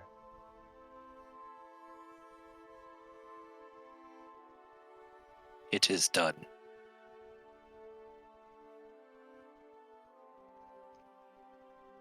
And now, Zinra. Following the rest of the Luckbringers back to Amon, you still feel empty. You still have your life's mission to accomplish. The calamities are now at an end, and things have become, well, boring. You're used to the perils of Jorhas, fighting for your life and doing wild things. Stir-crazy, you up and left the lower slums and entered Amon city proper. You wandered for hours, looking at the various traders selling interesting strange wares. Many different potential mates caught your eye, but none were quite what you were looking for. You did, however, come to miss the traits of a half-orc, since you lived as a male half-orc for a short stint after being resurrected in the Shade Barrow. Wandering through the sprawl of Amon, you reach the end of the city. Sights of ships and the smell of saltwater. There, delegating work to a group of laborers is a sight to behold. An athletic, handsome, somewhat scarred half-orc, donned in leathers that truly complement all of the traits After immediately approaching him, whilst doing some impulsive things and saying some very off comments, he seemed very amused by you. In fact, after some short conversation, you hit it off fairly quickly. As you continued to speak of this and that over the coming days, he invited you along on some of his jobs. His work, it seems, to your delight, deals in kidnapping, assassination, and intimidation. Eventually, he dropped the fake name he had given you initially and introduced himself properly as Warren. Spiraling Warren, to be exact. He's a long-time and high-ranking member of the class, been Amon. You knew for sure, at this moment, you were going to make strong, strange offspring with this half-orc. Leaving the They're strong, right? I'm just gonna mute. Leaving the Luckbringers behind entirely, you and Warren went on numerous missions together, successfully intimidating a council member into handing over the deed to a what's-it, kidnapping the daughter of a merchant to get him to sign a who's-it, and assassinating a high-ranking member of the Myriad so the class can take a where's-it. It's all going to plan. Then, one night, as you and Warren were camping in the wilds after celebrating your victory on a recent job, this was it. This was the moment you're going to forge the most powerful offspring in Exandria. But from the overgrowth, over a dozen people cloaked in black emerged. Caught by surprise, Warren was clubbed unconscious. You fought them off as best you could alone. Rumors has spread throughout Amon that Warren awoke heavily wounded the next morning to the sight of the dismembered corpse of his late lover laying next to him. In his horror, her head stitched to the side of his face. Since Spiraling Warren's return he has been seen rarely, even by his own syndicate. What the fuck? What? So I hope that did you justice there, Zendra. Perfect. Cool. What? Glorious. Wow. Holy shit, what? That's utter fucking chaos. Yep. And now... Yep. Brumal. Jared, you're sick. Love it. I love it. Guys, just doing what you wanted. Glorious. Amazing. Being a fat kid with pizza bites here. Sorry. For sure. Okay. So, basically, when we're just kind of hanging out, end of the night, doing what we were doing, you sit at the tavern, over drinks, whatever, and I just kind of, I find a good time after everyone's kind of settled, gone on their way, whatever. I find a good time to kind of sit people down and kind of bring some light to who Brumal is, even though he wasn't necessarily discussed or, like even Zerakil said, my indifference kind of was my character. Till now, which is kind of weird because it's the end of the very campaign. on point, actually. It was pretty cool. It was a very good nod from Zerakil. Yeah. So, this is Brumal speaking to the party. Like, I am speaking as Brumal, basically. Mm-hmm.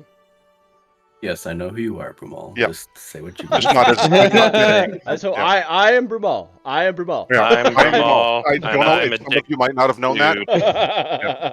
dude. Okay. This pipe. Yeah. So, for the Luckbringers who are still here, presence brings me hope in this great time of need.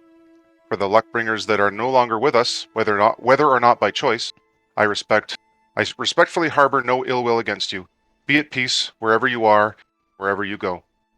Throughout our time together, some of you have sipped at knowledge of my past, and some of you have not. I feel that late is, in this case, better than never, considering what I'm about to request. Without further ado, I'll begin my tale with an apology to everyone. I have not been entirely true. I have in my possession a gold tooth that I acquired from a Jaundice Jones. I had said it was a souvenir from a long, drawn-out rivalry between myself and said Jaundice Jones when I was a lawman of Whitestone. This isn't entirely true. The gold tooth was more or less a trademark token of a sealed fate, like the air brackets. A token that was delivered to me by a particularly high-ranking crime boss, Jaundice, from a powerful syndicate in Whitestone. He was tasked to track a newly discovered fence for the syndicate. Little did I know, this would be the beginning of my fallout from the Whitestone Guard, and ultimately the reason I left Whitestone, sealing my fate, as it were. Eventually, I did manage to confront my quarry. Upon our first encounter, my instincts told me that there was much more going on than I was led to believe. After a lengthy interrogation, I came to the conclusion that my instincts were correct. Her name was Tawny Jones. She certainly wasn't cut from the same dark cloth that she adorned. From her, I learned that Jones was simply a name like Smith, Doe, for people that would remain anonymous for obvious reasons. She was told to use the name to represent the business. Every member of the syndicate went by this code. I also learned that she was working for Jaundice with legitimate promises to help her and her sick father. After her run-in with a Whitestone Ranger, yours truly, it was clear that this wasn't the case. I sympathized with Tawny. I explained to her what she was doing and who she worked for. She then explained to me her situation. Long story short, even though this is a long story, after some thorough planning, I took it upon myself to help her. However, this posed a risk to my career, as my orders were to simply apprehend her and leave her to the mercy of my superiors. By not reporting the entire truth of my discovery, I would be reprimanded or reassigned. Instead, I decided to report my mission details had changed, and that I had a golden opportunity to infiltrate the syndicate. With some fancy footwork and a few adamant words, my suggestion was approved. Some would ask why I went through all the trouble. I wish I could say I wanted to help her out of the goodness of my heart, but it was more than that. I was falling for her, and I felt the feeling was reciprocated. Quite swiftly and intensely, I might add. It wasn't long before you know where this is going. Tawny wanted nothing to do with Jaundice or his organization, but she was cornered. The Whitestone Guard knew her as a criminal, and she couldn't just quit working for the syndicate for fear of harm coming to her or her father by Jaundice's hand. We devised an elaborate scheme for the two of us to escape everything, wait for things to cool down, and return to her father and any personal effects of value that could help us begin a new life. I was steadfast in my decision to help her. We had to play it slow. She continued working for the syndicate in an attempt to acquire knowledge of how and when to take her leave. There were even times I had to intercept and misdirect my colleagues to ensure she remained in the syndicate. Unfortunately, we played things too slow, and over the period of a few weeks, it seems Jaundice himself had grown into admiration for Tawny. This made things difficult, as his eye on Tawny was now much more attentive. Just as quickly as I'd fallen for her, so had Jaundice. He wanted her close, showering her with possessions and gold, ranking her up from a fence to a queen pin in a matter of a few months. Luckily for me, her heart was still mine. Even though Jaundice had a keen eye on Tawny, her newfound power in the syndicate was not without its perks, and she played along beautifully, leading Jaundice to think she was falling for him, convincing him to give her the freedom and resources to help our cause. Plans were almost to fruition until the worst happened. Our mutual adoration sought to wrench the cogs of our plan. Tawny was with child, but she never laid with Jaundice. If Jaundice were to find this out, that her main squeeze was carrying another man's child, who knows what he would do. We needed to move quickly. Jaundice didn't expect any foul play, but what we didn't know was that he had spies in places we didn't expect. Tawny, overwhelmed with panic and emotion, sought to inform her father of a hasty escape, but not of the pregnancy. Sadly, her father wasn't well enough to flee, and she refused to leave him behind. Jaundice would surely bring him to harm if she had up and disappeared. Unfortunately, word got back to Jaundice anyway. It turns out Jaundice was having Tawny's father's residence monitored. His spies overheard the ordeal as she explained the situation to her father. Not only that, but at some point, his spies also learned of my existence. Jaundice was clearly enraged by the prospect of his queen fleeing with a Whitestone with a ranger tasked to bring down his operation. Especially not with all the knowledge we had on him, and now that I had been exposed to Jaundice. This is when I received the gold tooth as a mark of doom. My choices were now quite limited. After a few days of laying low, I was able to meet with Tawny. I told her I had no choice but to follow through with the escape for her father's safety as well as mine, not that I was particularly concerned about myself. However, she seemed to know something I didn't and had a plan of her own. A plan she refused to shed light on. Reluctantly, she stayed in Whitestone and turned me away. She desperately tried to convince me that she would make Jaundice reconsider her treachery. Nothing I said would convince her otherwise. I couldn't blame her after all. Weighing my options under the influence of heartbreak, I decided to follow through the escape of Whitestone. With my entire mission being a debacle, I had nothing to report but lies. My infiltration was a sham. If the Whitestone Guard picked up where I had left off with my investigation, they would surely gain knowledge of mine and Tawny's involvement. I had to disappear with as little trace as possible. Thankfully, that is a part of my skill set. I never knew what became of Tawny, but she is strong-willed and resourceful. That's where I come from. Well, what I explain to you next, got a few minutes, is my abrupt departure from the party not too long ago. During my time with the Luckbringers, it seems I've gained somewhat of a reputation throughout the lands we've traveled. It is certainly something I didn't expect, but considering our feats and involvement throughout the world, it was inevitable. It was only a matter of time until until the life I left behind caught up with me. If you recall the time I was briefly held back, continuing our journey, it was because another gold tooth had found its way into my possession. However, this tooth wasn't a sign of doom, but the doom of another. There was a message attached with the tooth upon its delivery. It read, "The Queenpin's luck has run out. Do your Luckbringers have any to spare?" I knew immediately what this meant. Without so much as a warning, I knew I had to return to Whitestone. The same night I had received the message, I prepared my departure from the inn which we were staying that night. I finished gathering my equipment, and as I was about to exit the room, I was met by a standing silhouette, hooded and clad in black leather. At first glance, I was taken back by what appeared to be a threat, but as he stepped into the dimly lit room, I saw a strange familiarity, though I had never met this individual before. Briefly studied his appearance from buckles to blades. His stance, meter, showed me that he wasn't there with ill intent. In a brooding whisper, he uttered one word: "Father." In an instant, my mind and instinct check. He was undeniably my son. We bore the same sinewy stature and features, all but his mother's golden brown eyes and crooked smirk. A smirk indeed. He was elated to see me. Very unexpected considering how estranged bonds between father and son generally go. I felt the same, though I was speechless. He then began to explain to me his mother's dilemma. Only after a few sentences I knew it was Tawny of whom he spoke.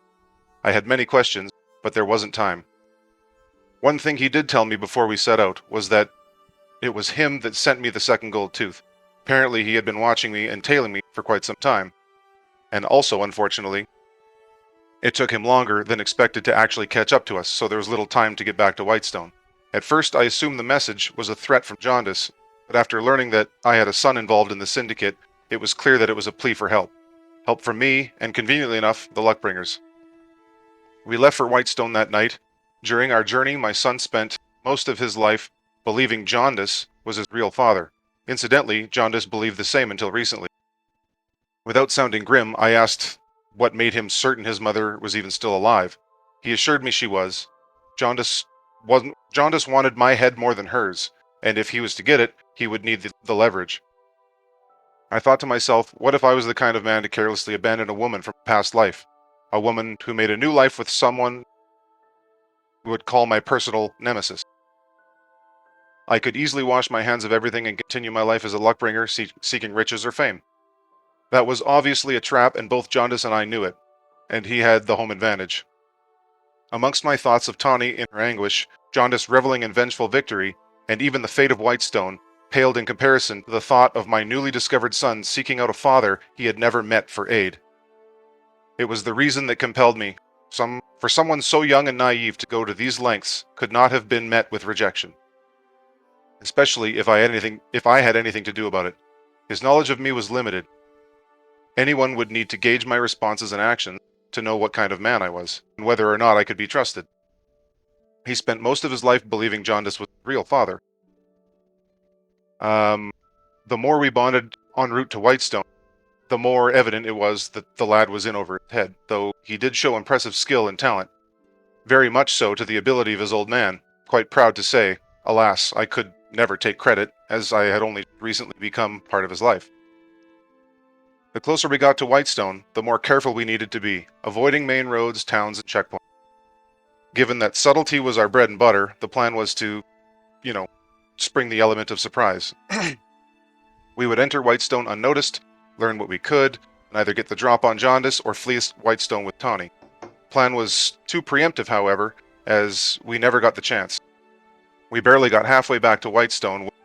One evening, my son disappeared without a trace.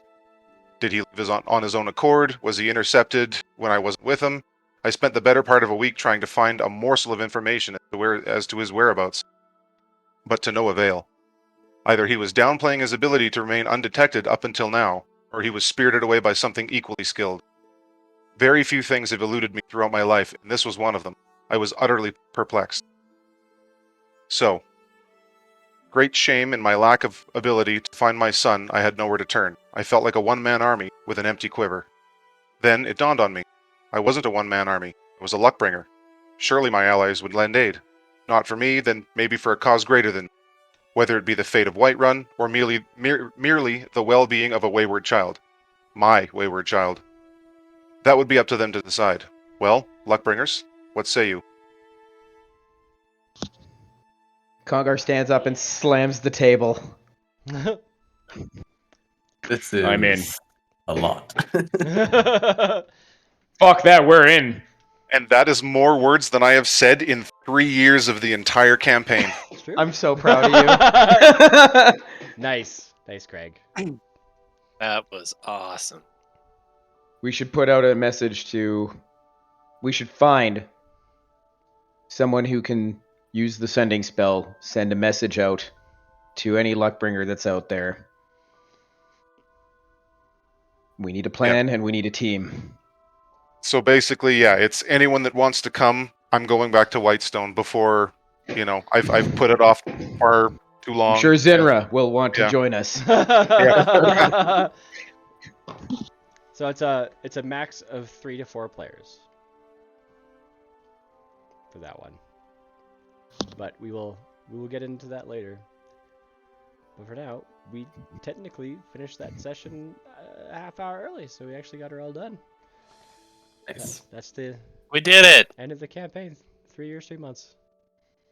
Yes, that's the first. And Holy question mark. Dun, Yep. dun, dun. Hey, Zerkiel actually managed to fucking... I wonder how that's going to affect him. He did. He just comes walking in, just whistling. Hear the echo inside that helmet. Hopefully everybody liked their write-ups. Yes, I love indeed. it. Very much. You did an excellent job. Thanks, Jerry. Thank you. That wedding was like, mwah. Yeah, beautiful. Actually, that was so Atesh, actually. Like, Yeah. well done. In front of the entire city. Yeah. Making a big, epic spectacle in the most exotic, beautiful fashion. Very closely brought the diversity of our party together in one outro, which I thought was really well done. Like, you've got your crazy, whimsical Adno outro and your honorable, serious Zerakiel outro. Like, I like the balance, like all the tastes of the party. That actually worked out pretty well. Congar's like, I'm not fucking done. Oh, no. I'm still scampering back. So. Congar's just like begging for money. All of them just like, hey, got any money? I want to go buy some stuff. Oh, man. I actually messaged Jared a list of all the shit I have on me that I'm like, how much can I get for this? I have a very important question. Yes. On shop. Have you seen Haskin? Haskin was probably invited to the wedding. I'm pretty... Actually, probably. Part of me is kind of excited. The bottom of your note didn't go like, BRB, gotta find Haskin. I'm just like, gone.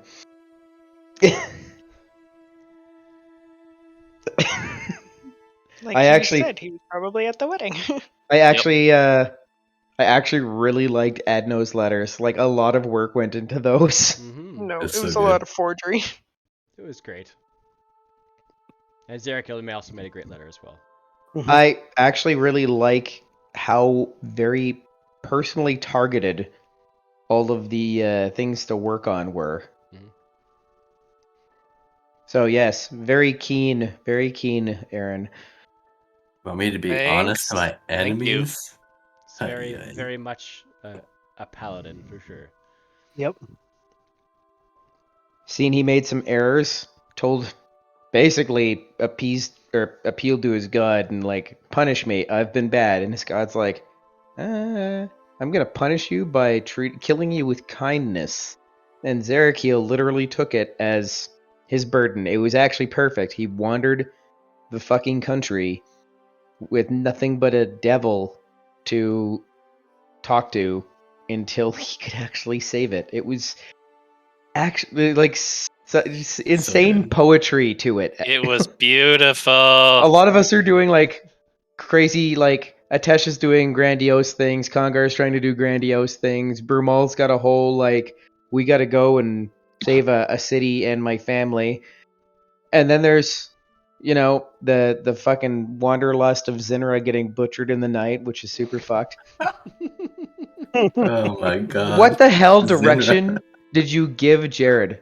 I gotta know. Did you just kill that bitch? She's yeah. You tell him what you told me. It's pretty basic. I asked that the fight that they're like gonna consummate their relationship, that he gets knocked out. And originally I wanted him to wake up with like her heart there, and then like her decapitated head, and God, and run around the forest with her head.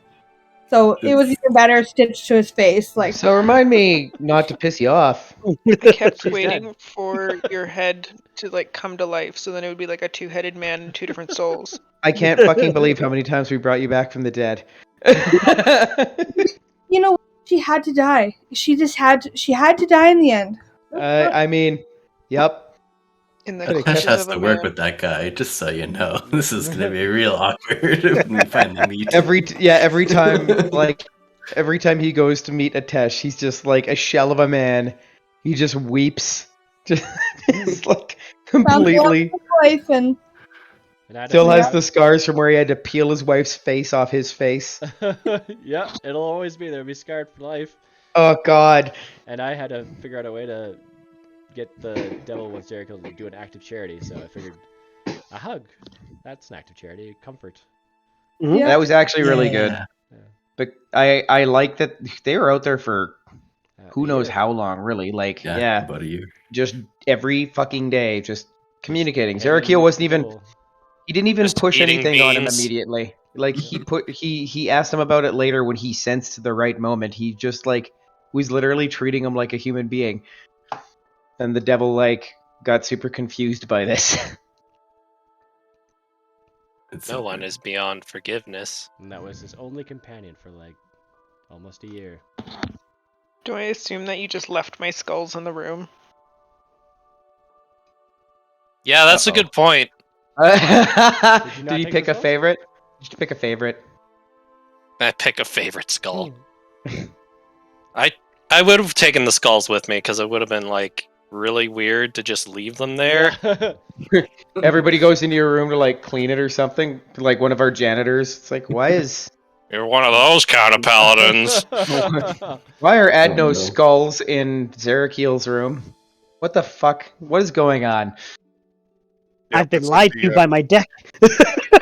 whether it doesn't matter, good or evil paladin. It's like the Nazi SS like knock knock joke. It's like, knock knock, who's there? Nazi SS. Just kidding, we don't joke or we don't knock, whatever. It's like all fun and games. Like the paladin thing, it's all fun and games. Just kidding, there is no fun and games. We're And Jan, paladin. I thought was just gonna. Yep. Jan, if you would have made that fucking roll bad, or if one thing would have gone bad in that situation, Jan would have just been. I mean, servitude. I mean, yeah, you're kind of stuck there already. Does Atesh know where you are right now? No, I put. Oh wait, no, he doesn't.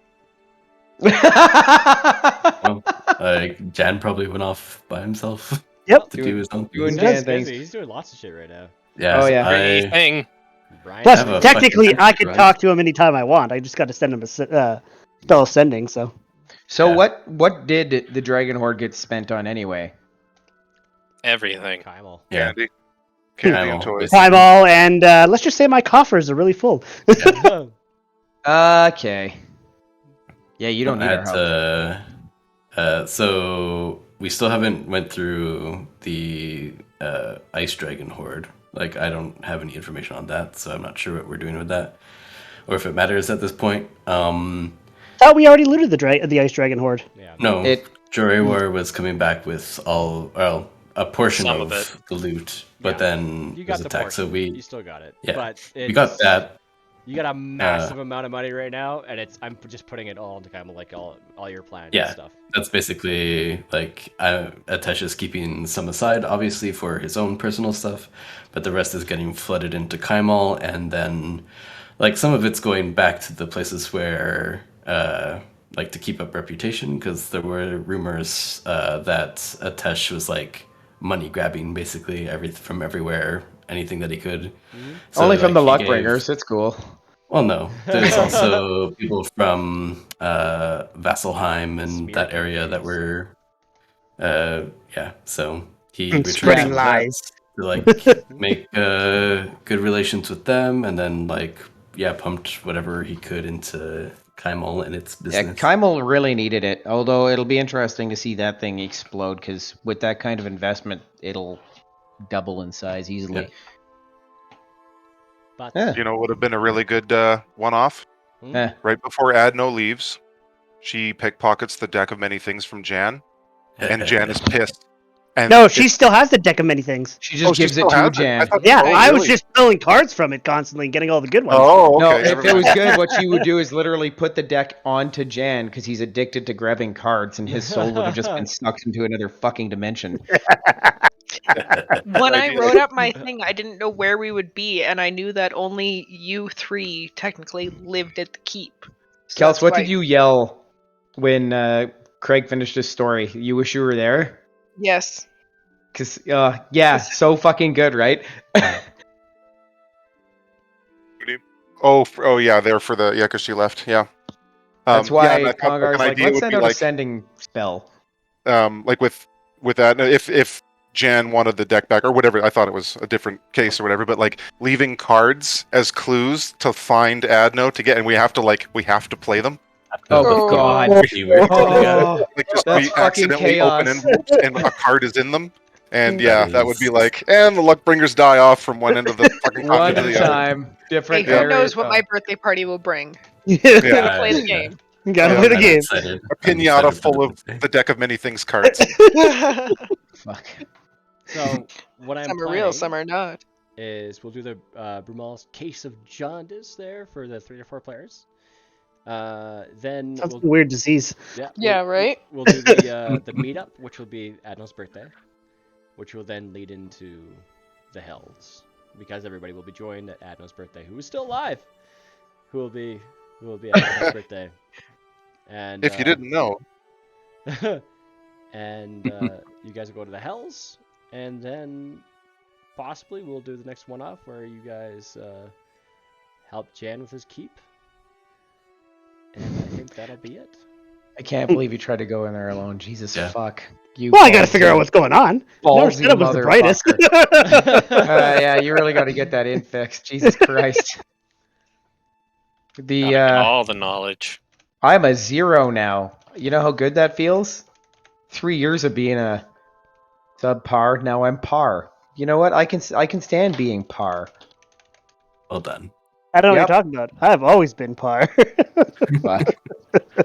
I don't know what's wrong with having a like a -1 or 2. I mean, Zerakiel has shitty decks, can't even hold a pencil. I have It's like- amazing decks and charisma, thank you. Just Yeah, Zerakiel had to get up really fucking early to get like one of the housekeepers to help him pen that out. yeah, out of all the roles in all the sessions in this entire campaign, Zerakiel takes like the good grief award for having to roll so many goddamn dex-based saves. Yeah. Oh god. Yeah. Because we're Yeah, all like, we're Lord. gonna stealth, and poor Zerakiel's just Yeah, like, god face palm. damn it, not again. Clang. Clang, clang, cling. Yeah. At disadvantage. my favorite is definitely the intel checks on Congar. Oh, fuck you. Oh yeah, definitely. Yes. Warranted. Throwing Remember that that time I javelin actually into had the a- smoke. Oh god. Or even like the one time my actual constitution fails and then I just start trying to kill Burmal, and Burmal had a potion he had since like level 3. I guess I'm climbing this fucking wall, because fuck that noise. If you didn't have that fucking potion, I swear to god. If you didn't Just- know, this room was 3-dimensional. Chug, chug, chug. Just like I still have dust of disappearance from like session 3. I'm thinking about you like guys gave to me because was like, oh, he's not stealthy, so we'll give him something that makes him invisible. hey, But the he still makes thought noise. was in the right place. Mhm. Yeah. I still actually looking at all the shit I had on me, Jared, the shit I sent you, I'm pretty sure I'm gonna get a pretty good hunk of change. Yeah, But I was looking at it. Don't worry about that. I didn't realize how much shit I had. There's stuff I still kept on me, but if you're good with that, I will start deleting those from my inventory. Would I get anything for Basilisk Serum? Basilisk, that's to make people not petrified. I should probably hold on to that. Gotta probably use that on Zinra. I Hey, don't you know. guys- Maybe I'll hold on to the Miracle Elixirium a little longer. What? Yeah. Maybe. Brian's got one too. What the fuck does that do? Whatever you guys get the extra ingredient to put into it to make it. Yep. Yeah, if we remember. Yeah, if you guys remember. All right, I think I remember that. Yeah. If I remember, Just I wish need I that could extra remember. ingredient. Oh god. Yeah, Bardam's potion. I guess I could just ask him. I have a direct link down there to Urk. So, if you guys are willing to tell me who are going to be the 3 or 4 players in Vermont. It can even just be 2 to 4 players. Congar's and like shit on Absolutely, Velcro. yeah. Make it. if I'm back in time, I would jump in as well. Well, I'm gonna send a message to everyone who's not there. Yeah. Okay. Well, so we got 3 for sure right now. Mostly it Adno? depends on the actual like day that we're doing that, more than It'll be a if Wednesday. a touch. Well, yeah, but like next Wednesday, the Wednesday after. Like, I'm going to be working on this here.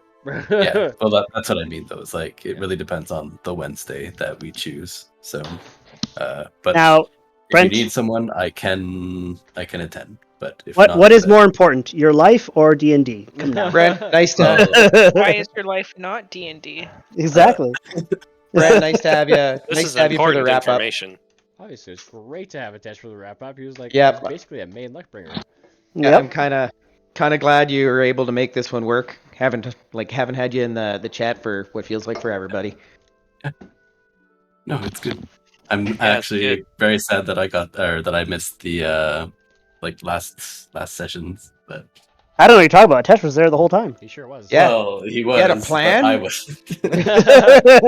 I'll hand it to you. Atesh had a hell of a plan, and it actually it worked because Congar was going to try to take those controls and be like, "I can land this," and we would have No. killed a lot of people with acid.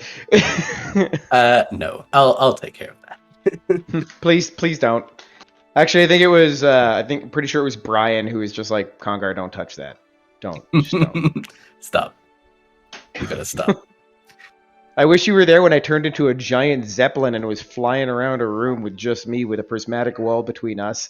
Oh What the god. fuck? Well, I've got giant form, which is a skill, which Yeah. enlarges me, and then I've got Titanstone Knuckles, which casts enlarge, which is a spell, and they stack. So I was like 15 feet by 15 feet with a potion of flying, and I was just flying around hammering shit. I also used the Any Cup to cast haste on myself and was just all over the place. He was a Zeppelin. Zeppelin Congar. Yep. I got really mad and blew through the fucking top of the cathedral. That was good. He's a weak piece of shit the whole time. Fuck. I took so many hits. Oh my fucking god.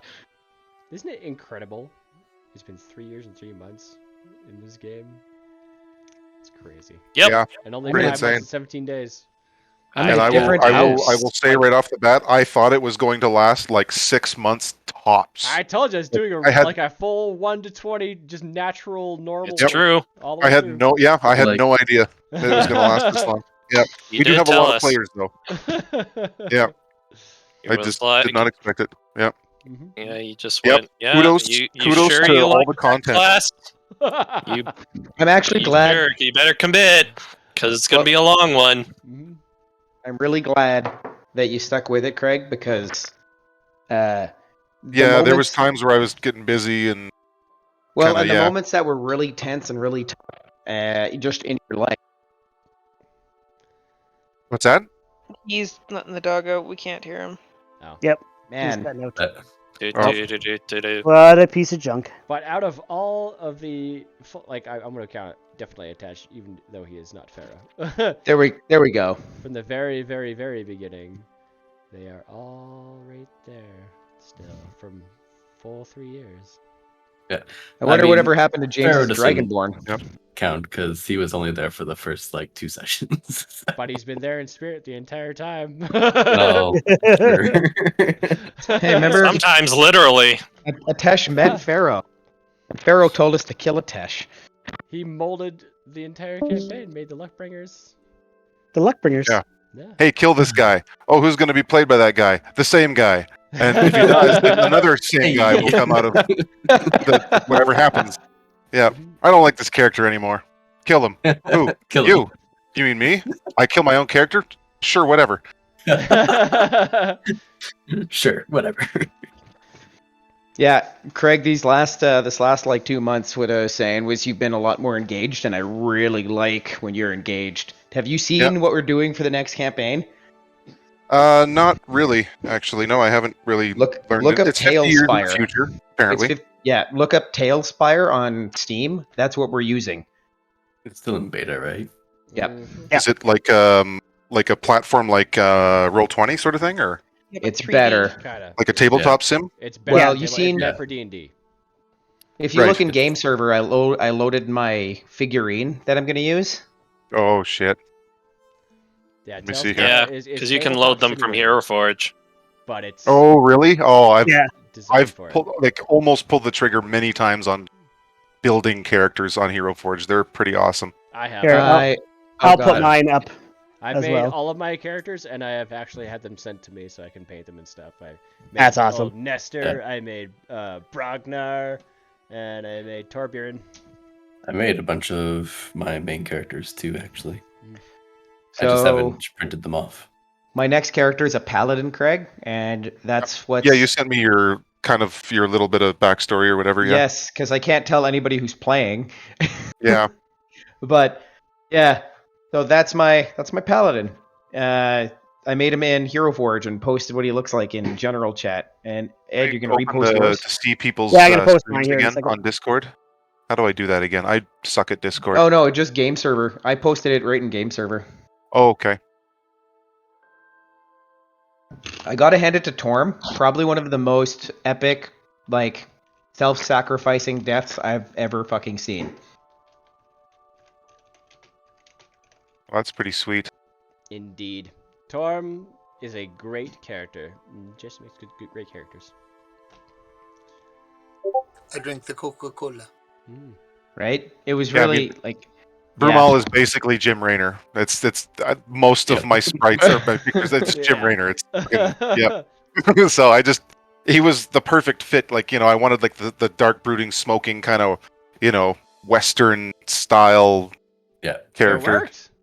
Yep. Totally. Yeah, it kind of did. Yep. And Shimmer. I posted mine on. Oh yeah, that's right. Yours has Is the that Urk? freaking. It No, looks- that's Ed's for the Oh. next campaign. I don't know what the fuck he is, but he's got the plague mask. Yeah. He's something.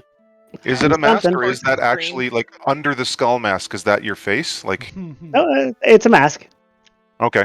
It's a plague doctor mask, I Yeah, think. pretty- Kels, that's what did it you looks like, post yeah. yours? No, Oh, you're not done with it, aren't you? no. That's what you were on last night doing, hey? Yeah, instead of studying for midterm. I told you guys that, hey? I'm like, Yeah. Kels, check out Tailspire. And she's like, this is fucking amazing. I'm like, yeah, you can make your figurine on HeroForge too. And she's like, what? So I showed her HeroForge. I'm like pacing around my office. 10 minutes goes by. I'm like, get the fuck out of my office. Go to your computer. Yeah, those all look awesome. If you're looking for some fun, fast-paced and light-hearted adventures, seek out none other than the disastrous but well-intended Professor Humbert Drumsley in his glorious 5e adventure